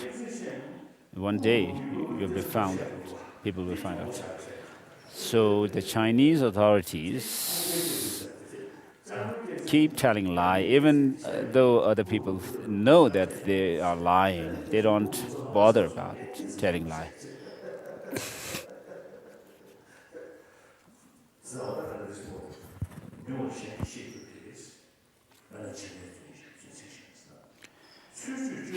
You should not utter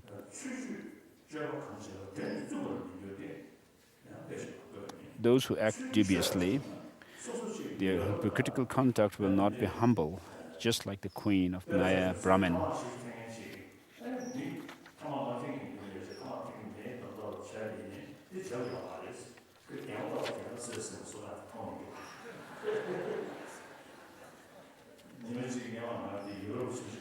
So when I was once in Europe,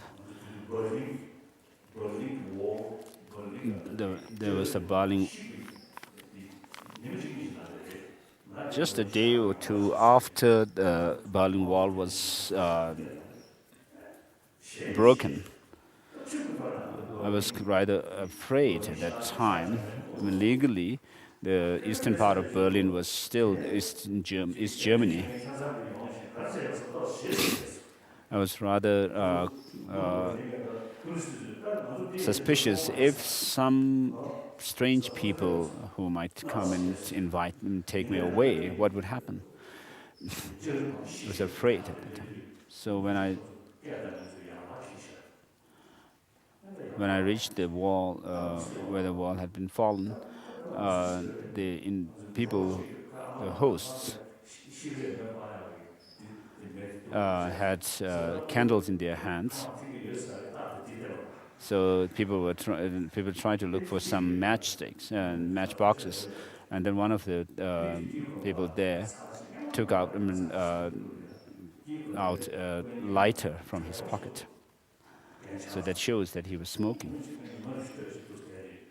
And then in Spiti, in the monastery, key monastery in Spiti, when I once visited there, one day I just was chatting with the caretaker of the shrines, and he told me he was in Shigatse, Tashilhimbu Monastery.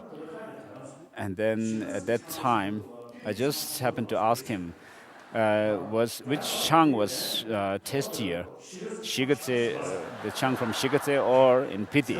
And this monk, the old monk, unaware, said that the Shigatse Chang was much tastier. So this showed that he actually drank Chang when he was in Shigatse, even though he was a monk.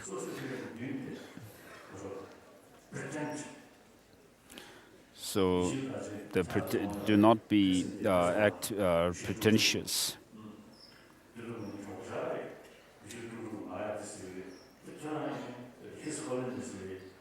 And Bishop Tutu, who came here last time, he used to say that you are His Holiness, therefore you have to act holy. So tulchu, or acting pretentiously, it's like even if you are not religious, you may act like a religious person. Or even if you may not be knowledgeable, you may act as if you are a knowledgeable person, a learned one.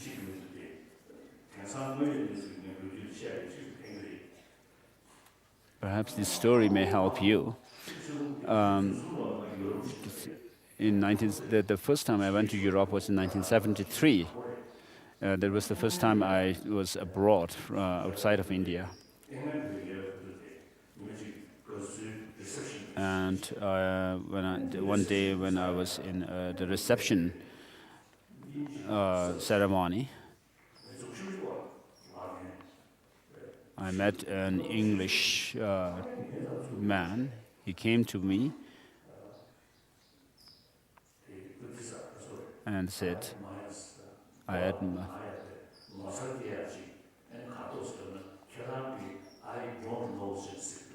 he said to me that one thing that I admire about you is, you say, I don't know.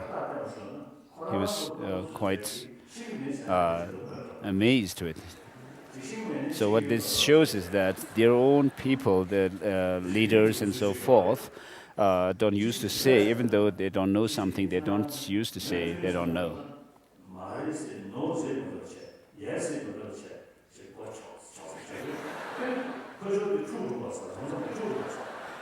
This kind of thing is done in Japan also. When they're asked something whether it's right or not, they don't respond rather very clearly, but the people just nod their heads, and the other party is confused.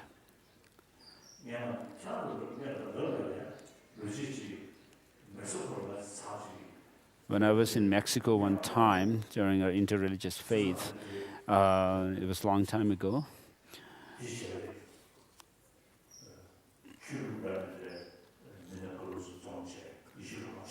That was the ceremony was or the function was held in a Christian church, and there was a Japanese priest also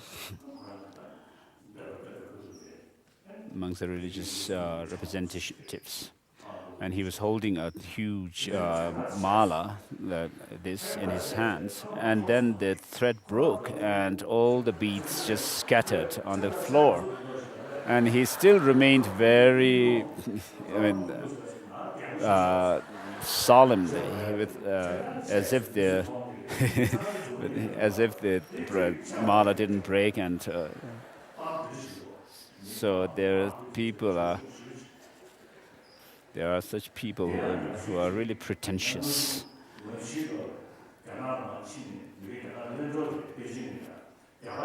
And then when I was in 1954 in Beijing, the Indian ambassador came to see me, and Turing was there, who could actually have translated from English into Tibetan, between Tibetan and English. But the Chinese said he cannot translate. But the translation has to go through Chinese interpreter. So the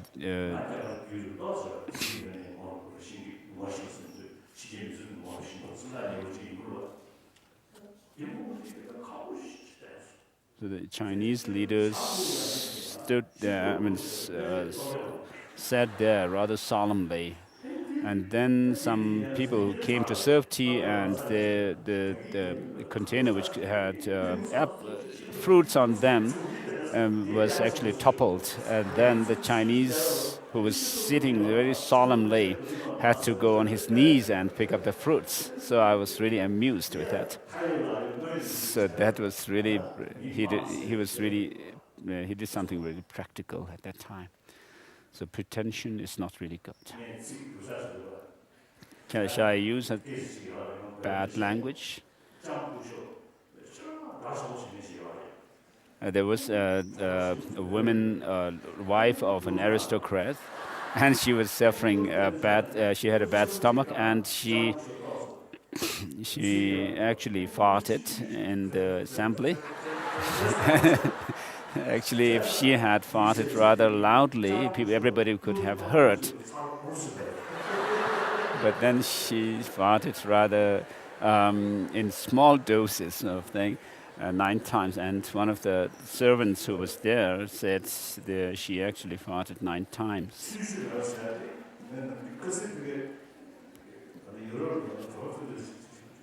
In one go, she farted 9 times.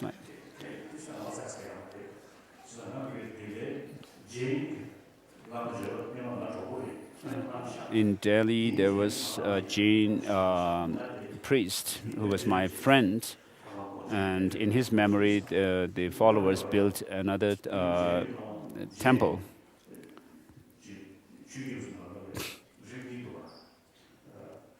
In Jainism, there are 2 different followers. One who do not wear any clothes, who are naked, and the others who cover their lower part of the body. So in one interreligious faith group meeting, there was this one Jain master who was completely naked. He had no concern about this life, and he was just being very sincere about his own religion. So he was completely naked. So luckily, he had a rather very thick legs, and therefore I didn't have an audience. I didn't see his private. He's always saying, I touched his.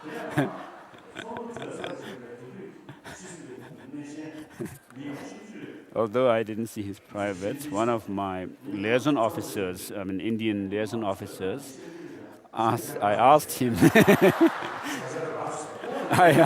him, did you see it? And he said, yes.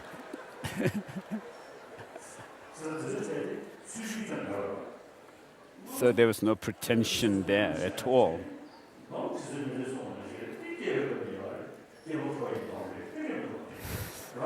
So as Jesse Miller Rebbe had also said, this is there with us right from our birth. So what's the need to be ashamed of it?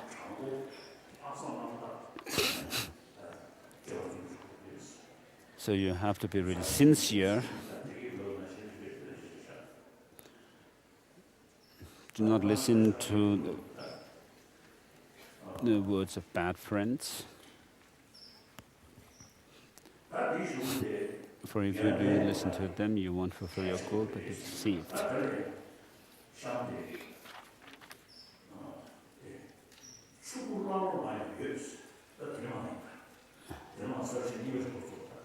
So from verse number 16 downwards, the second outline shows building up good qualities. So from the beginning down through to verse number 15, what the verses show is that you have to check before you do something. So even barbarians can be wealthy, even animals can be heroic. Those speaking in accord with reality are very rare in this world. So you have to be educated. You have to know things well in order to not make mistakes in what you say, in words and in meaning. Strive, even if you stake your life on it, to acquire knowledge and good qualities. You should not. This is not teaching us to work for wealth and money. Someone not pursuing knowledge is like a foolish beast or animals.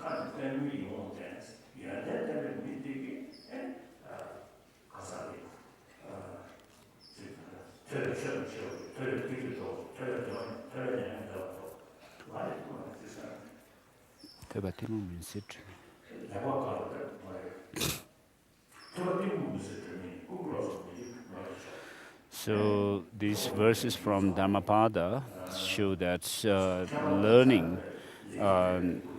if you become learned, your knowledge cannot be stolen away by thieves, and your knowledge dispels the darkness of ignorance within yourself.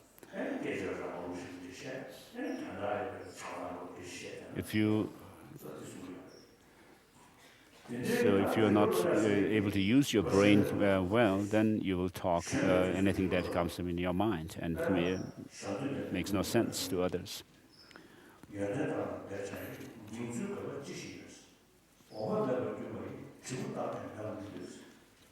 Without knowledge, an empty mouth.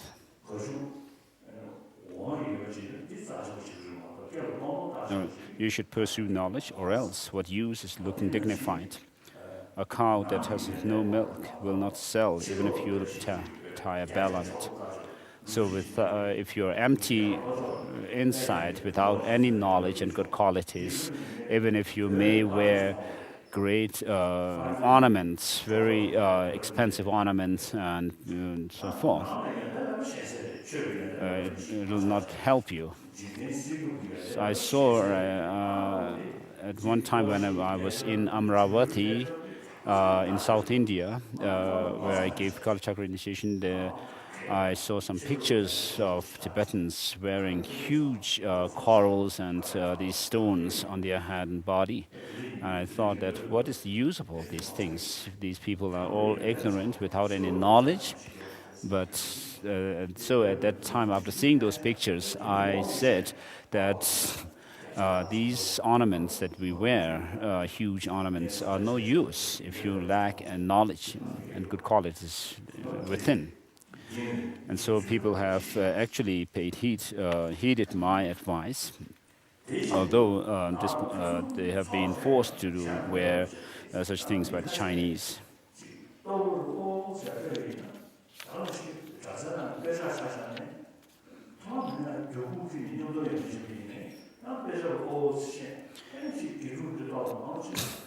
You may possess all excellent things, but do not despise others. So there are people, even in monastic institutions, who may, in the beginning, be very humble, but then as they become more and more learned and have more students, then they tend to despise or look down upon their students and so forth. This should not be done. So even though other people may bow to you, you should always hold yourself lowly, the lowest of all. Although it's not so good when I say this to myself, about myself. When I go places, when I visit different countries and people really like me. I never think that I am the Dalai Lama or I am somebody special, because I only think that I am a human person, human being like others. So in the West, I say when I give talks to the public, there's always a barrier. If I think that I am a Tibetan, I am the Buddhist, and but I always think, I consider everyone same like myself as human beings, and therefore there's no barrier between us, and that brings us closer and develops friendship. The intelligent one may be small, but the rash one must not ridicule him. So the learned people should not be looked down upon. It would be like the story of the clever rabbit ending the life of a lion. If you benefit all equally without discrimination, like the sun, everybody will repay your kindness. So if you help others equally, then people will, when you need their help, they will be ready to help you. So otherwise, if you think you are somebody special and look down upon others, you will not have friends. So this is something that you can know if you use your common sense. Even from scientific research, people say that if you consider others to be friends of yourself, then you will not have anxiety and fear. So when I give public talk, unless there are some texts that are used, which I go through, but then I don't really make any preparation to give for the talks. So I'm not concerned about name, fame, and so forth. Then I can be very frank with people. If I think that I'm somebody special, then I would have all kinds of fears and hopes, and that actually will put me on the losing end.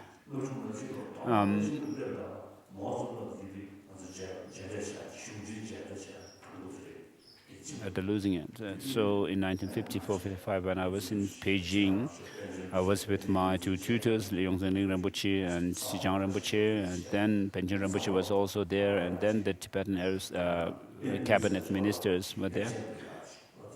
We had all these offerings to Mao Zedong. So the day before our audience,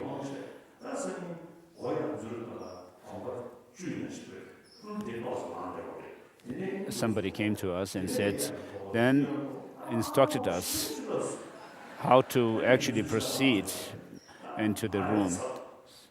And he said, when you enter the room, you have to take steps, then you have to go to the right and left, and this many steps, that many steps, and then finally you have to enter. So this gave us lots of anxiety. And Yongzhe Rinpoche was really scared. So what's the use of all these formalities? It didn't help them, the Chinese authorities themselves. When I was in 1950,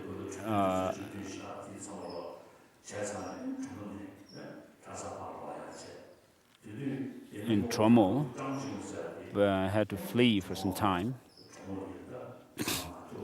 And in Tromo, the Zhang Jinlin came, the Chinese military personnel came to see us. And my elder brother, Losang Samdenla, was in another room. And he said, he told me, he peeped through some hole into where the Chinese military personnel was. And later he came to me. The Chinese military personnel was actually a human being. He had this idea that the Chinese might be someone looking like a giant or devil or something. So we were rather foolish in those days.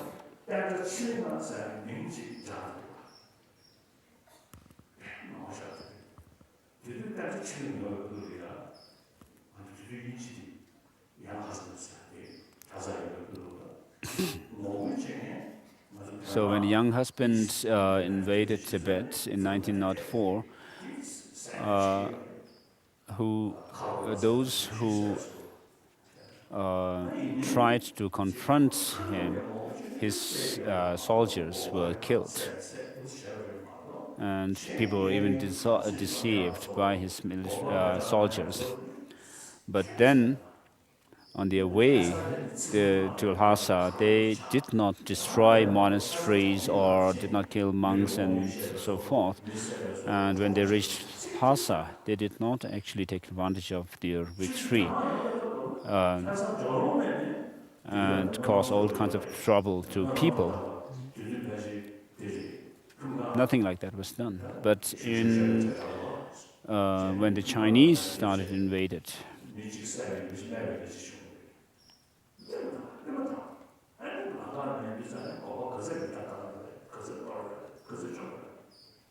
and on the way to Lhasa, how many monasteries and temples did the Chinese actually destroy all the way from the eastern border? So after the young husband expedition into Tibet,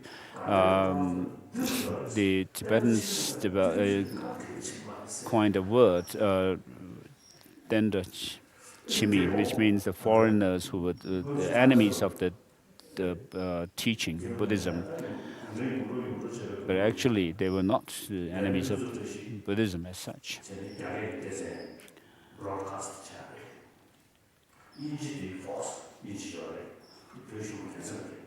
So before 1959, there was Mr. Robert Fox, who was supposed to give some broadcast in the radio.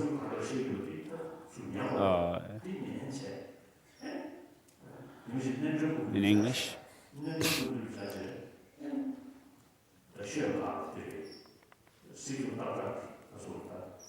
And Dagla Punzo Tashi was the Tibetan broadcaster, and he listened to the news in Chinese. And he came to one of their cabinet ministers and about the news that he heard, and said that the situation is not good, whereas Chinese are saying all these things about Tibet. And then the cabinet minister told him, Prince, you don't have to worry, because Tibet is protected by Dharma protectors. So this shows our lack of awareness about what's going on around the world, and we were just satisfied with all kinds of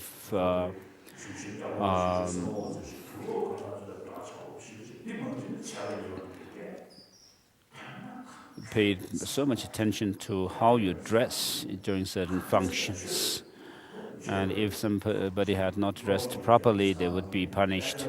So such silly things were done. Tibet was economically really backward. Perhaps this word, the Peljor, or wealth, was started, and people using this word after the Chinese came into Tibet.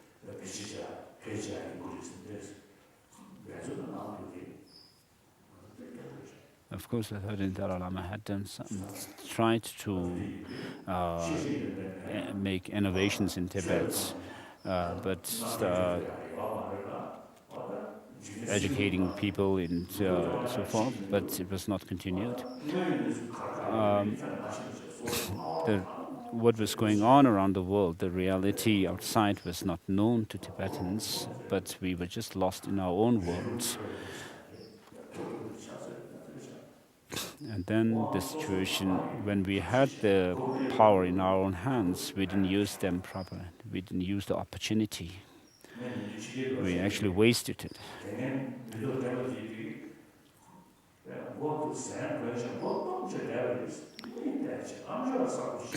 I used to tell the elder generation that we actually covered ourselves, covered our heads with our robes, and did not look around or listen to things that was going around. And then somebody came and hit a stick on our head, and we lost our consciousness. So we have to know what's going on. We have to know how we approach things, what steps we should take, what is the first step we are going to take, and the second and the third, and so steps and so forth. We have to have a plan. In Buddhism, we talk about reaching enlightenment, Buddhahood, and there are all these steps that we have to take to reach that goal. So in terms, even with regard to administering the country and so forth, we have to know the reality. When you read some text, you should not think that, oh, this is something really peculiar said in this, but you should use that advice for your own advantage.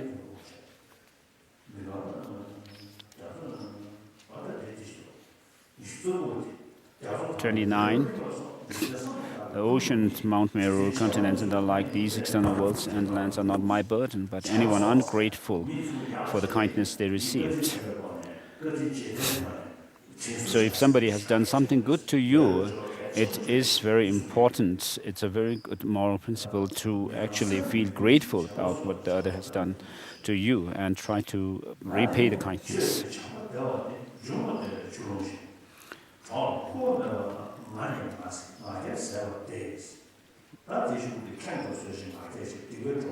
Verse number 31, 32, 33.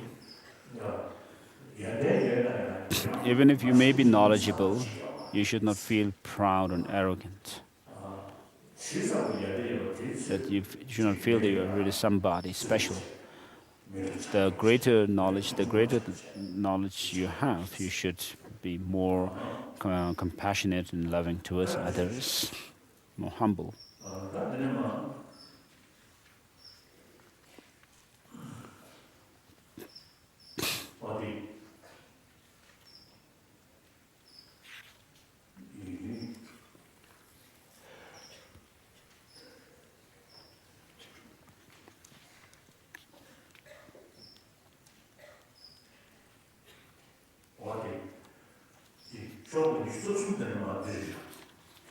From verse number 23, the next outline.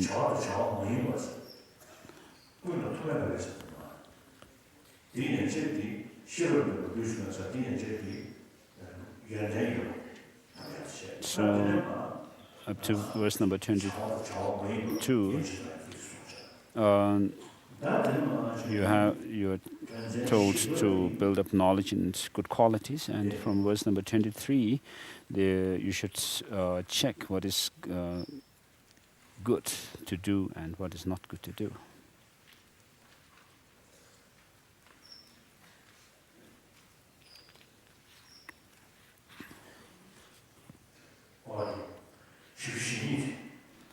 Verse number 42, from verse number 42 on page 26.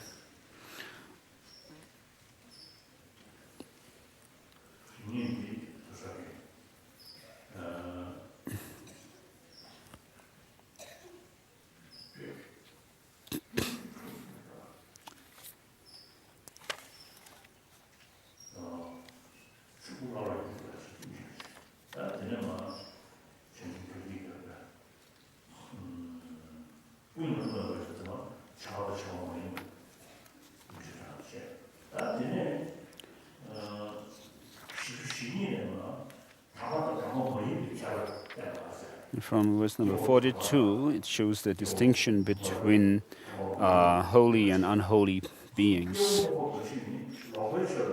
Unholy means unprincipled ones.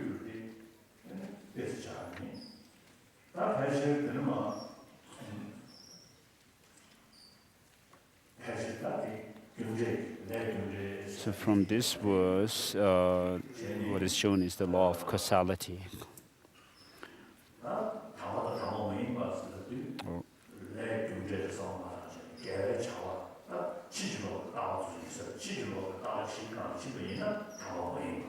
So those who follow the four wrong views are unholy, unprincipled, and then those who follow the four right views are the holy ones.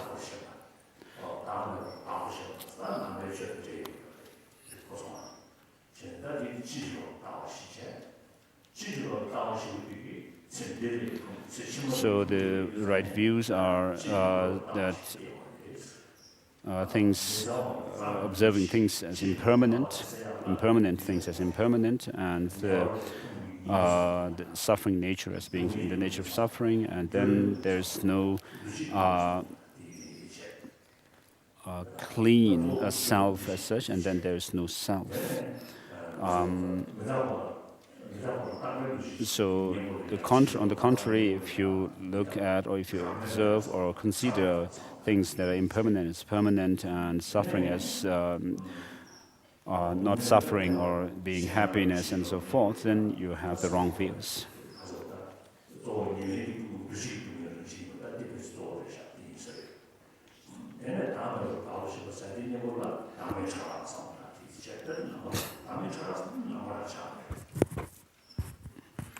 So with regard to the emptiness of clean self, it has to do with the Buddhist idea of viewing the psychophysical aggregates that we have, as which are the results of karma and delusion, as being in that being empty of any cleanliness.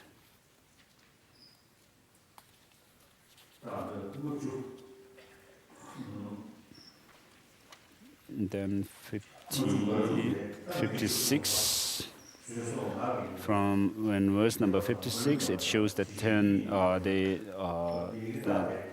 non-virtuous actions.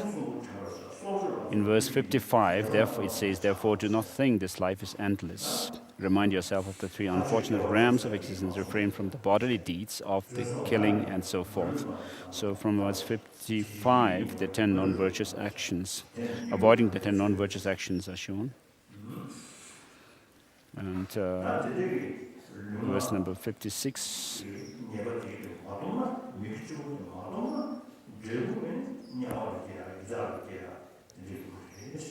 So if you don't refrain from these non-virtuous actions, then the result would be rebirth in the lower realms of existence. So this is the way of...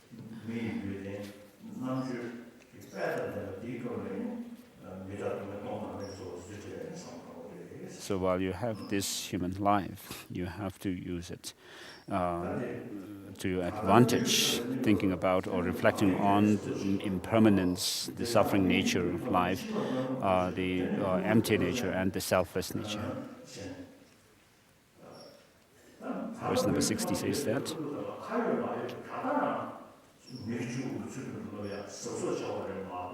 So while you have this human life, you have to be very cautious about not committing non-virtuous actions. While you have this one, and then not using it properly to your advantage, but then making prayer for such a life in the future is a way of the foolish. It says in verse number 60, having found this human body now, some pray to obtain it, and in the future they are fools.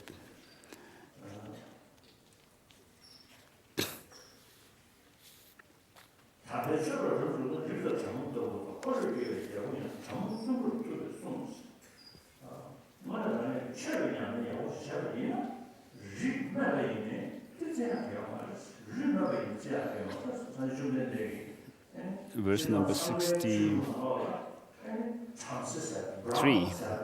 If you engage well in the sacred dharma, such things as caste, maidservants may exist, and a universal monarch too reigning through magical wheel. But the sage declared even a maidservant may become a venerable one. So Buddha, Shakyamuni himself has said that in his tradition, in his system, he makes no distinction between people according to caste, but his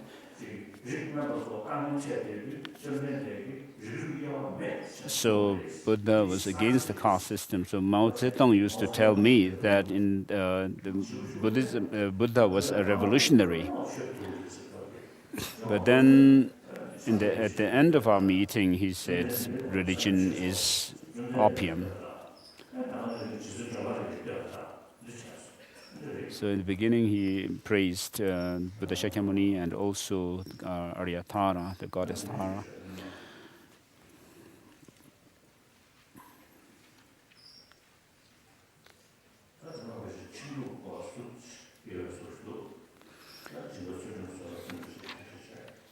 Then there is a bit, this text touches on the 6 perfections of giving and so forth. And then his complaint, the verse number 80.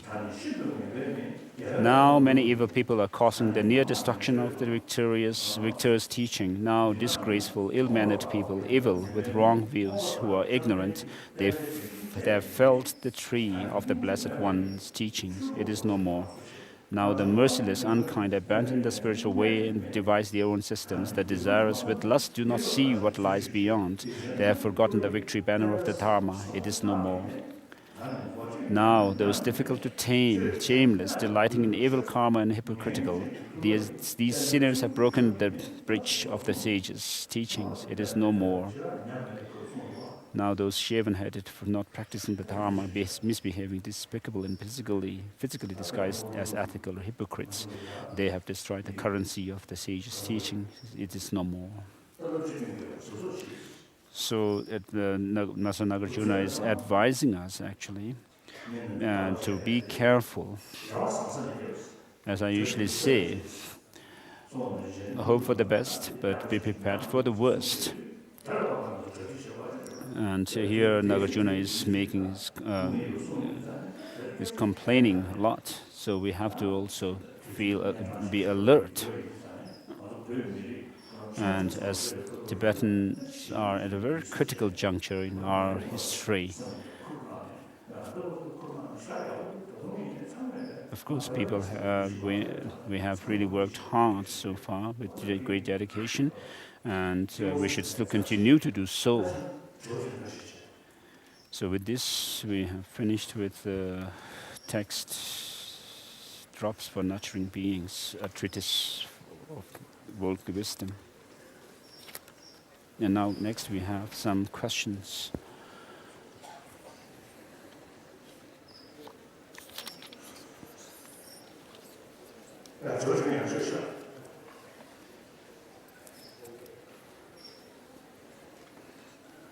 Those who want to ask questions, please come to the...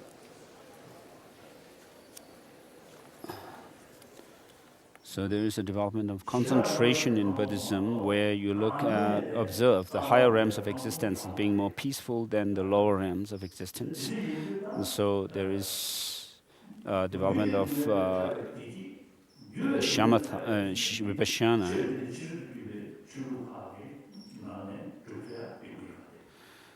which can be developed on the basis of the non-Buddhist traditions as well. But then the liberation, the happiness in terms of the liberation from all disturbing emotions has to be done through overcoming, by realizing emptiness or selflessness. So practice of love, compassion, and faith cannot overcome them. We have to develop the wisdom.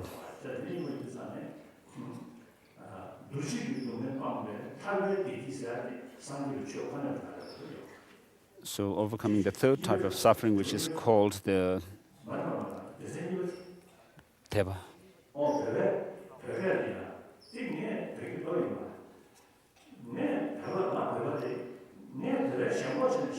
The conditioned pervasive existential suffering is the third type of suffering.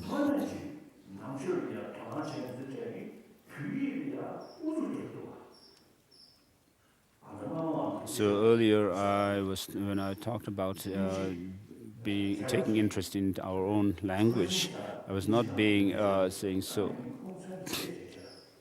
Edward Conze, he said.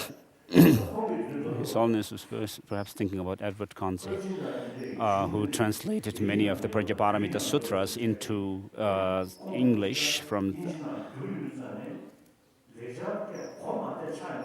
when he found Sanskrit rather difficult to understand, then he told me that he resorted to Tibetan because Tibetan was the best for him to understand the meanings of what is said in the Sanskrit text. So I was not praising Tibetan language out of my attachment to it as such. That was what he always wanted to say. So Tibetan has a very great ability to express the concepts that are in Sanskrit. So I was not praising Tibetan language out of attachment because of my clinging to it. So to explain Buddhist philosophy, it's in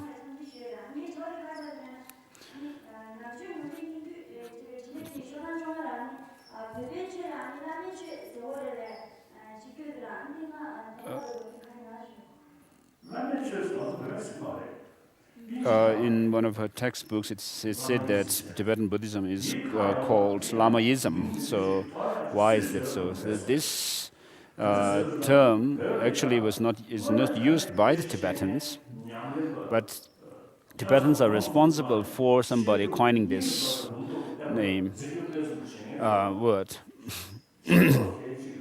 coining this. So in Tibetan society, when you have a Lama who is really learned, but people don't, the person is not sitting on a high throne and so forth, then people don't respect them much. But then there are some, the Tibetans who say that, who consider, Lamas or somebody highly revere them when they have wives and children and so forth. So I was told by some Lama that in Kham, whether a Lama is a big Lama or a small Lama, people judge them by the number of horses and so forth in their cavalry.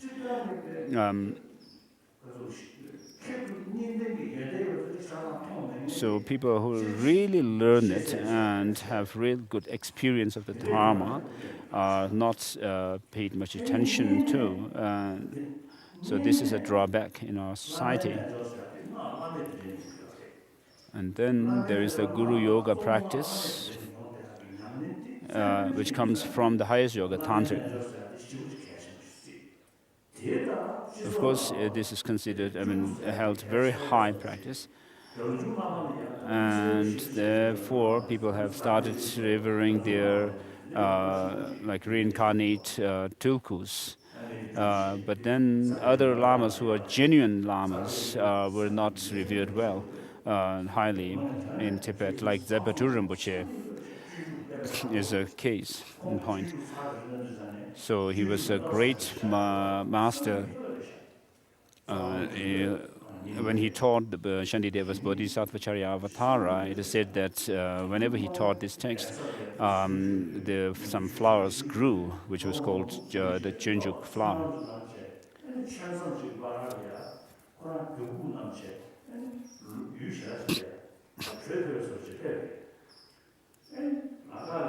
So one time he left his place after giving some teaching. And then on his way he stayed at some house. And Zapedu Rinpoche's students heard that he had left. And then they followed his path, asking people. And he came to the house where Zapedu Rinpoche was staying. And the students asked the host, the honors, the lady, if one Lama came here. And the lady answered that he went out. No Lama came here, but some traveler came here. And he has just gone out to throw my urine, to take my urine pot to throw my urine. And then the students asked to describe this person, and the lady described him. And the students, when the lady described the person, and the students found out that it was actually their Lama, Zapedu Rinpoche. And then the lady was so embarrassed that she ran away from her house. The story was about Zapedu Rinpoche was told to me by my teacher, Kunu Lama Rinpoche.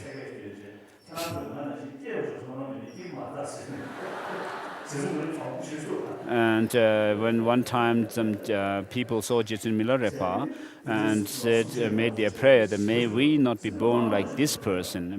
Jetsun Milarepa looked like a mendicant, totally without anything to carry with him, beggar like.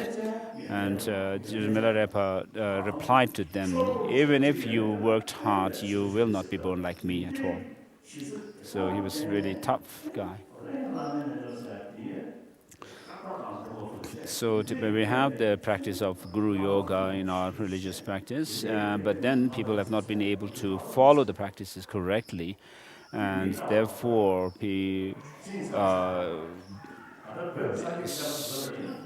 people from outside have coined this name, Lamaism. So Tibetan Buddhism is a complete teaching of the Buddha.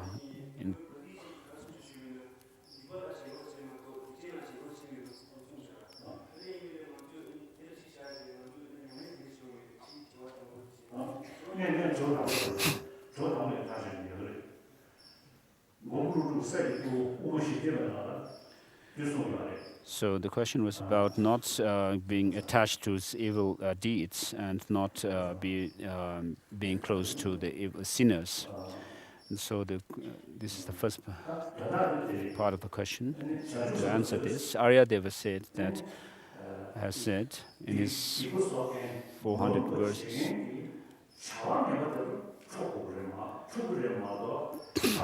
the bodhisattvas should not be angry with the person who is engaging in some sinful actions, and they should not be angry at they should be angry at the sin that is being done. So when we talk about forgiveness, we're not talking about forgetting the wrongdoing of somebody, but actually, what is forgiveness about is not having grudge at the person who, the wrongdoer, but the wrongdoing itself has to be something. So we have to make difference between the actor and the action. We have to forgive the actor, and we have to confront and overcome the action.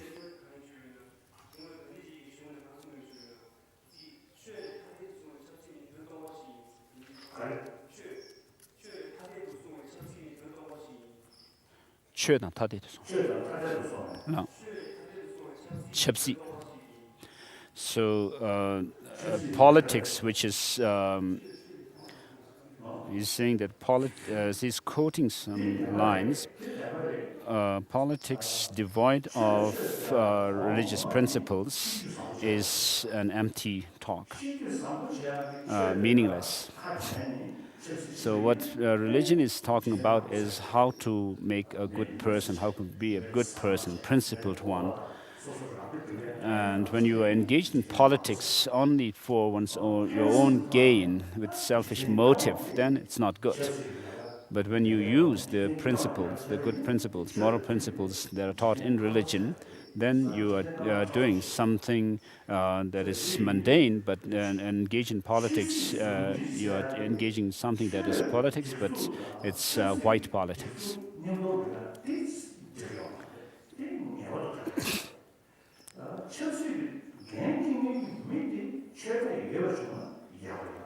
So if you have politicians who are religious, it would be better.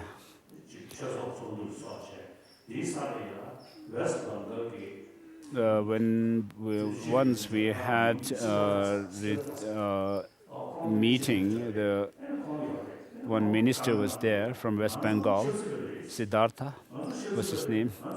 He said in the meeting that we are politicians and we don't know religion. And then when my turn came to talk, I said, the good heart, warm-heartedness is something that the politicians also need. Because you work for people. People who work in society, if you don't act with a principle, then you'll cause lots of troubles and problems in society. So someone who is living up in the hills as hermitage may not, even if they don't do some religious practice sincerely, that they may not be able to harm society as such.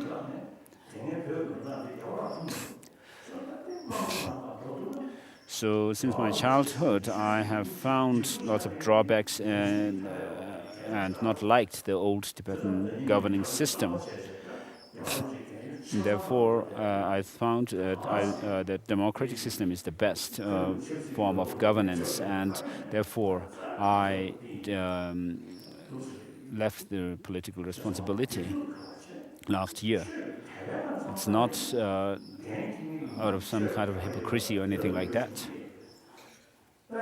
So people who are in politics, not necessarily that it's not necessary that they have to be religious as such, but they should be principled people.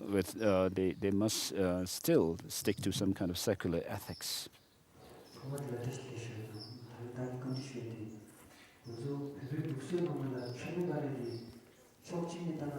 Lighting butter lamps in Tibetan, we have this custom, but then from another angle,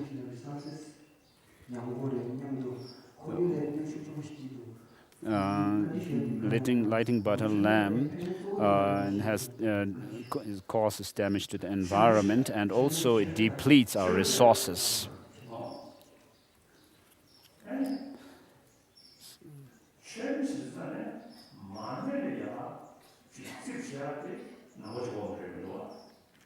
So lighting butter lamps is not something that only Buddhists do, and even the Christians do that, and Parsis do this, and also Hindus consider it very sacred practice. So since time immemorial, people have found that fire gives warmth, and also the sun gives warmth to us. And therefore, people have started considering them highly, regarding them with respect. And then in India, there is also the custom of making offerings of drinking water and bathing water and so forth, lamp, incense, flour, food, and so forth. When I was in Revalsar, Tsongkhapa, recently, there was one Hindu priest, and I told him I would visit his temple. And when I visited his temple,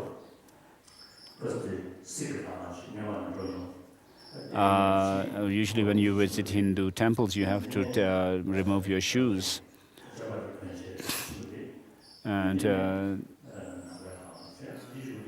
there is also a Sikh temple in Revalsar, where you have to do the same.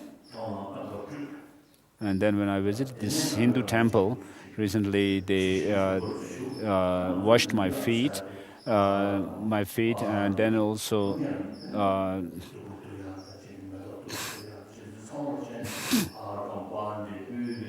so they make all these offerings of the argampadi and so forth. There were water for drinking, water for washing feet and so forth, incense lamp. So all of these are done.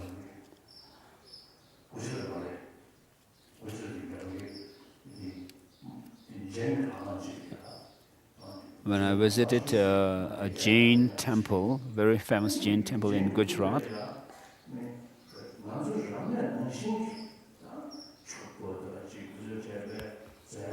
just as we do during our consecration rituals, they also do the same thing. So I found what they do exactly to be the same as what we do in our rituals for consecration.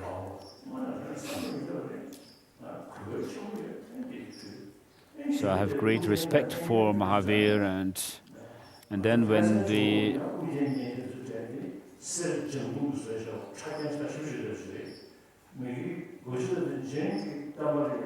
they offered the crown, it was made of a very simple crown made from some silver. So, whereas if Tibetans were to offer some crown to the Jo statue in Lhasa, we would make it from, we have gold crowns of us.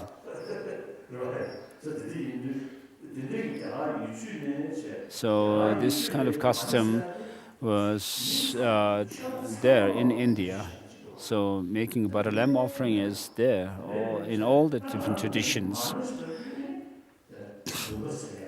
So when we talk about light, offering light, it symbolizes dispelling darkness of ignorance and illuminating the wisdom, light of wisdom.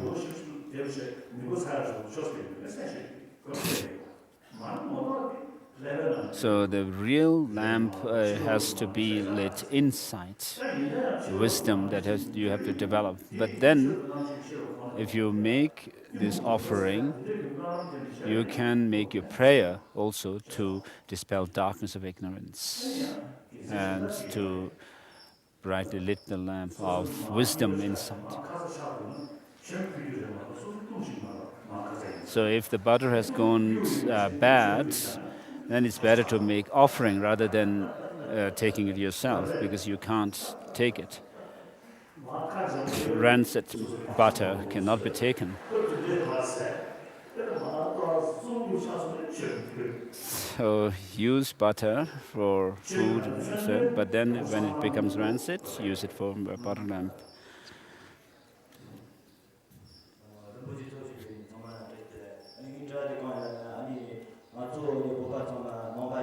All Tibetans say that we are Buddhists. When we are students and when we study for our examination,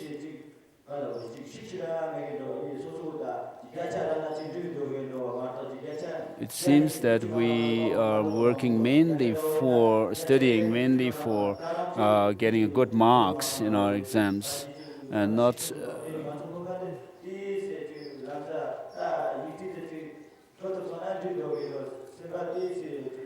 there is this mentality that people are satisfied if they pass their exams.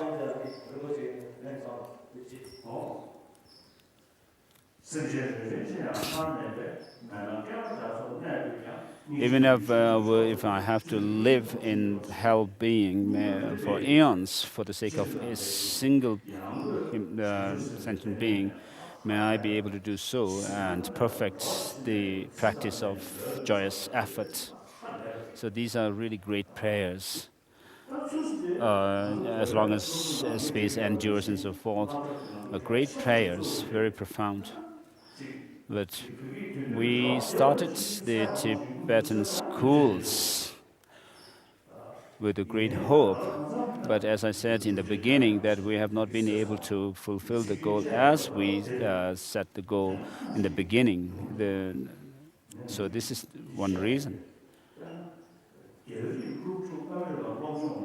Look at the Chinese students who come to go to America to study, and then after finishing their studies there,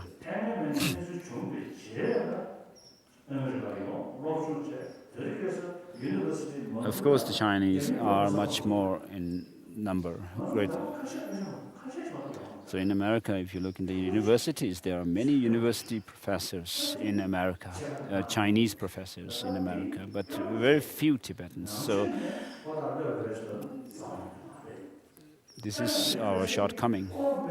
So it's not because of Buddhism, no.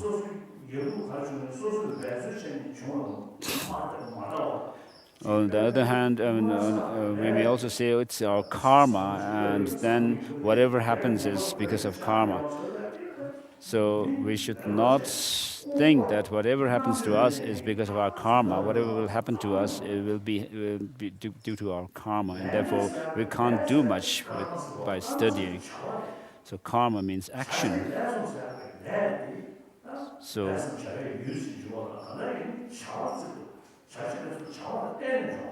So when we talk about action agent and the object acted upon, we are talking about some action there.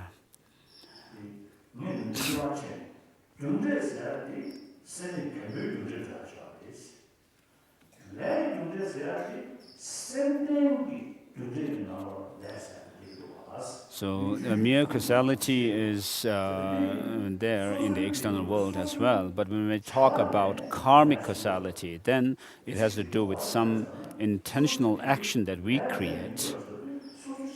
So what this shows is that what happens to us is a result of what we do, our actions. So when we do something good, there is a good effect. And when we do something bad, there is bad effect from that. So we should not be complacent saying that, oh, this is my karma. And we should not also think that when something happens, this is because of this and that deity, or when something bad happens, it is due to such bad influence from spirits and so forth. Buddha himself has said that sins of sentient beings will not be washed away by the Buddhas. And Buddhas cannot take away the sins, this suffering, and nor they can transpose their own enlightened qualities into sentient beings. But by showing the reality of things, Buddhas help sentient beings to gain liberation. So what we have done so far is just followed Buddhism as a custom. So as I said earlier, one minister of Tibet said that nothing will happen to Tibet because we are protected by all these Dharma protectors. So this is totally wrong.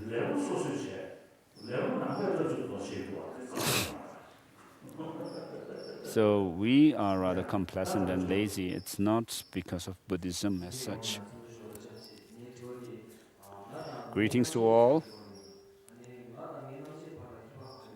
What is the difference between I and my consciousness? First, His Holiness would like to ask him a question. Where is I?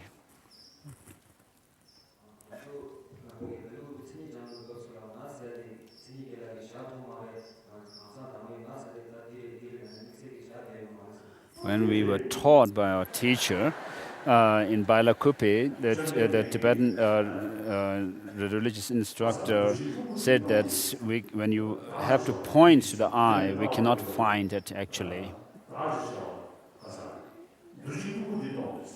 Buddha himself has said that these psychophysical aggregates are empty and therefore there is no I or self. The consciousness is not the self, but it's a basis on the basis of which we can actually label an I.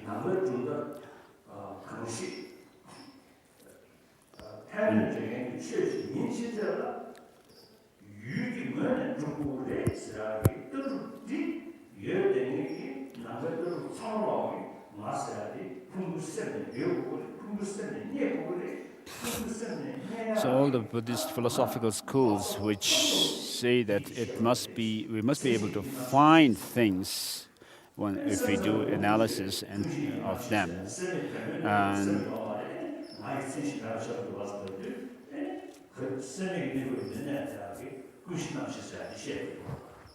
And Chittamantras talk about the alaya vijnana as the instance of I, the true I.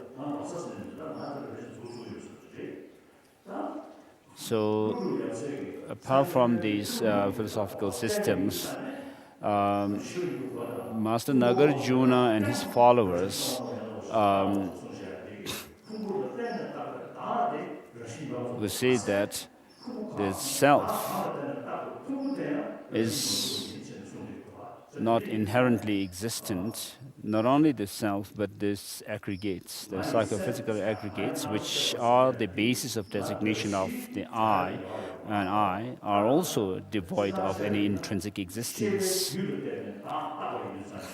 Of course, an I is designated on the basis of the continuity of the mind stream. So as your teacher has said, the self cannot be found if you were to check into the psychophysical aggregates and try to see where it is. But then we have this notion of an I, which is a solid, a concrete existent entity. So this is the root of all our love and hate kind of emotions. So one scientist, psychiatrist, I think it was Aaron Beck, he told me that when we become angry at somebody, we see the other person as totally bad.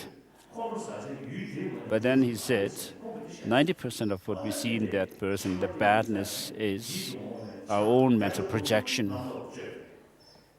So when we become attached to something, the 90% of the attachment, the beauty that we see in the thing that we become attached is our own mental projection. Master Nagarjuna has said, karma and delusions come from distorted view, distorted conception, which is a mental projection. So when we see something and say, "Oh, this is beautiful," it is said because of in relation to yourself. In relation to yourself, you find it beautiful because you find it beautiful to yourself, for yourself, and therefore it's beautiful for you. And all these are rooted in ignorance.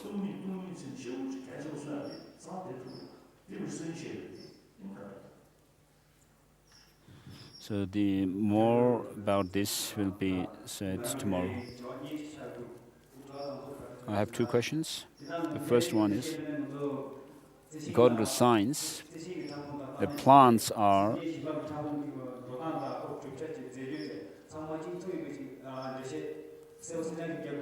they are made up of all the same kind of cells and building blocks.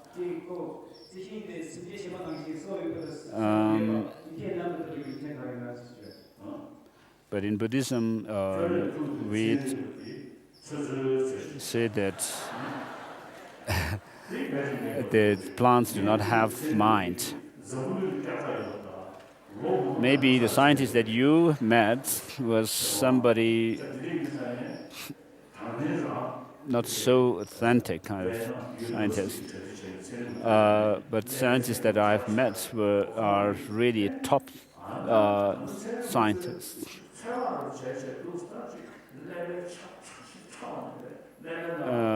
So the scientists that I've met have told me that right now they are at a stage where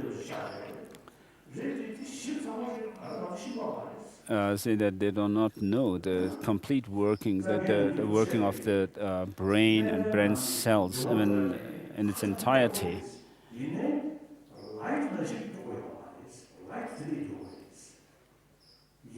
The function of brain is fast, but not as fast as light. But then the working of mind is faster than light.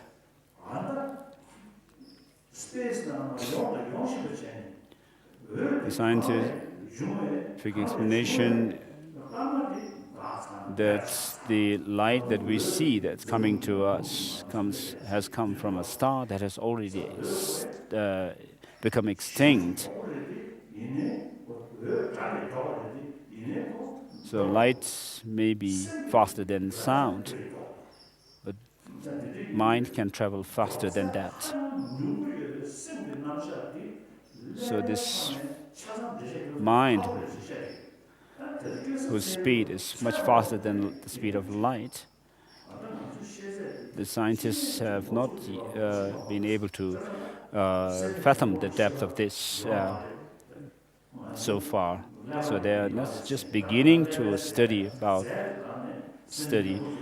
mind. So of course we are talking about life in the plants and the animates. So we talk about animate and inanimate objects. When you go into the finest particles, of course they are same. But the difference here is whether both of them have the sense of recognizing things or feeling.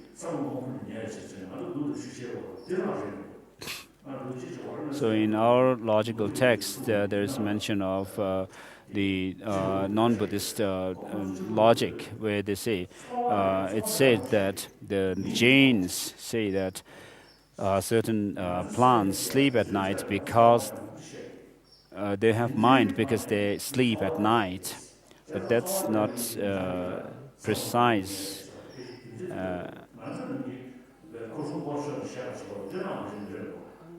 So it's not exactly the way we describe the Jain thought. They have another explanation for this. So Genrin Champa has said that if we were to, if Tibetan scholars in those days were to meet with a real non-Buddhist follower, we would have difficulty holding our position.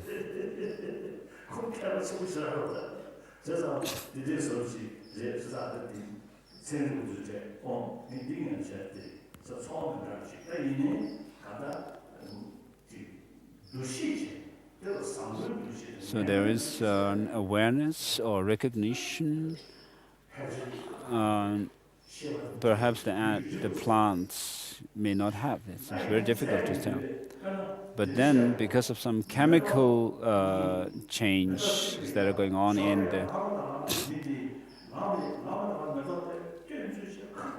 so there's some say that if you have two flowers and one flower when in the morning when you wake up, if you talk to it rather harshly and talk about its bad qualities and so forth, and then if you on the other hand, if you take care of the other flower, the flower that is taken care grows much better. That's it. So there is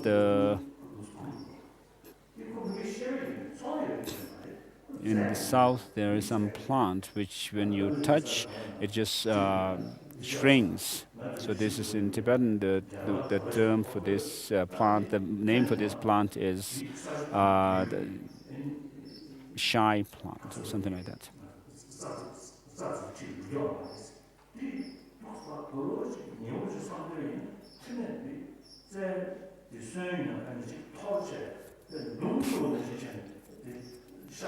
And there's another plant which, if you reach nearby, it's kind of shoots some kind of.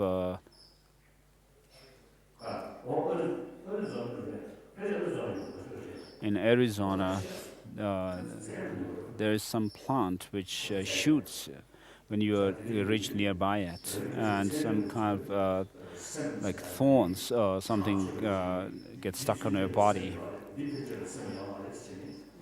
and you suffer. So it's difficult even from scientific point of view to say that the boundary where you say this has mind and this has no mind.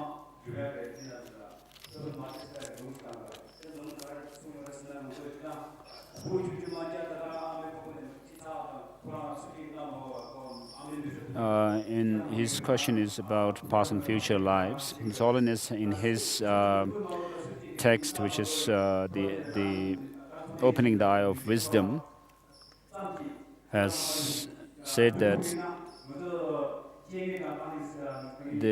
as an evidence of past life, we can see that children, right from their young age, are able to do things without being taught. So if this kind of evidence alone can prove past lives,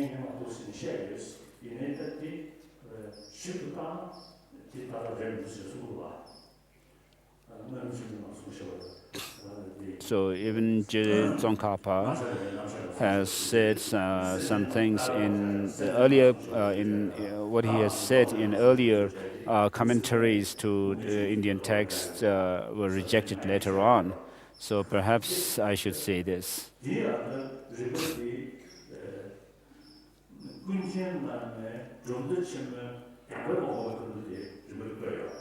So what I have written in my book is actually said by Kunkin Jamyang Sherpa in his great book on the philosophical tenets. So these evidences that are quoted, I also have some doubt about them now, because these maybe some have to do with our physical build-up. So it's maybe biological. For example, if some kind of turtle, the mother gives birth to the children,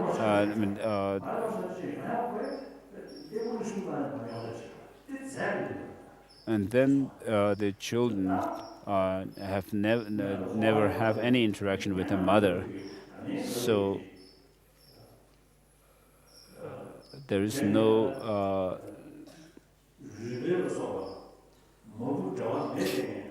where animals like a turtle, where the mother and the children have no connection, physical connection with each other, in terms of the mother nurturing the children.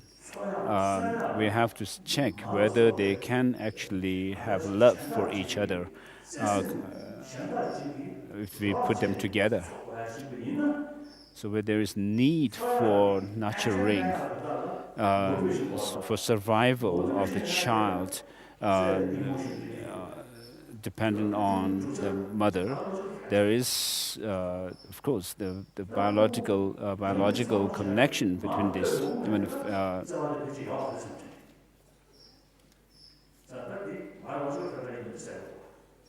So it seems this kind of thing have to do with biological factors.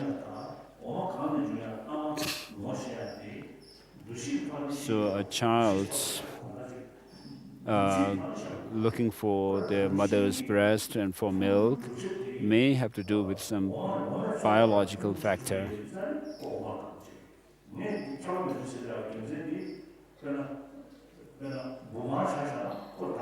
If you look at the earthworm, it has to survive on the soil, so it doesn't survive on milk. So therefore, it eats earth. And similarly, the birds and butterflies, if you look at where the mothers lay their eggs and then where caterpillar, and then once it grows into a caterpillar,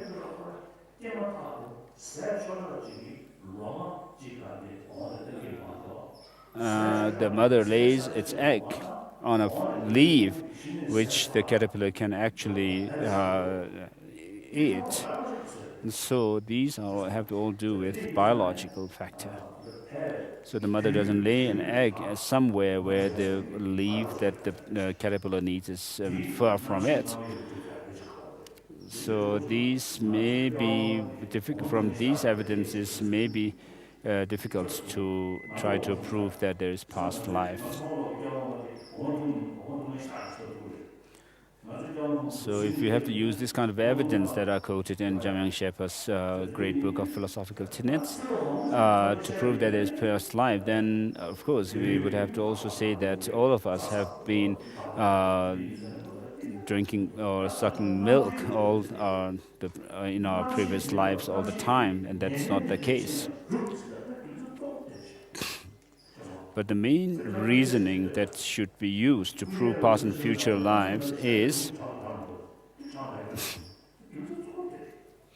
has to be that consciousness cannot come from something which is not consciousness as its substantial cause. So this is the main reason to prove. So similarly, some matter has to have its substantial cause, something which is a matter.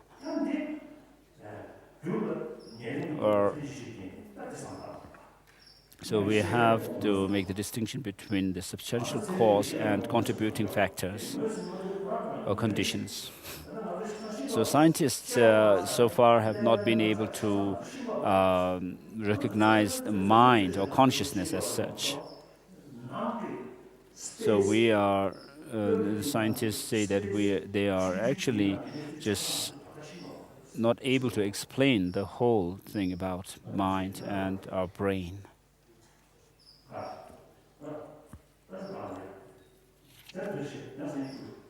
So see you tomorrow. Thank you.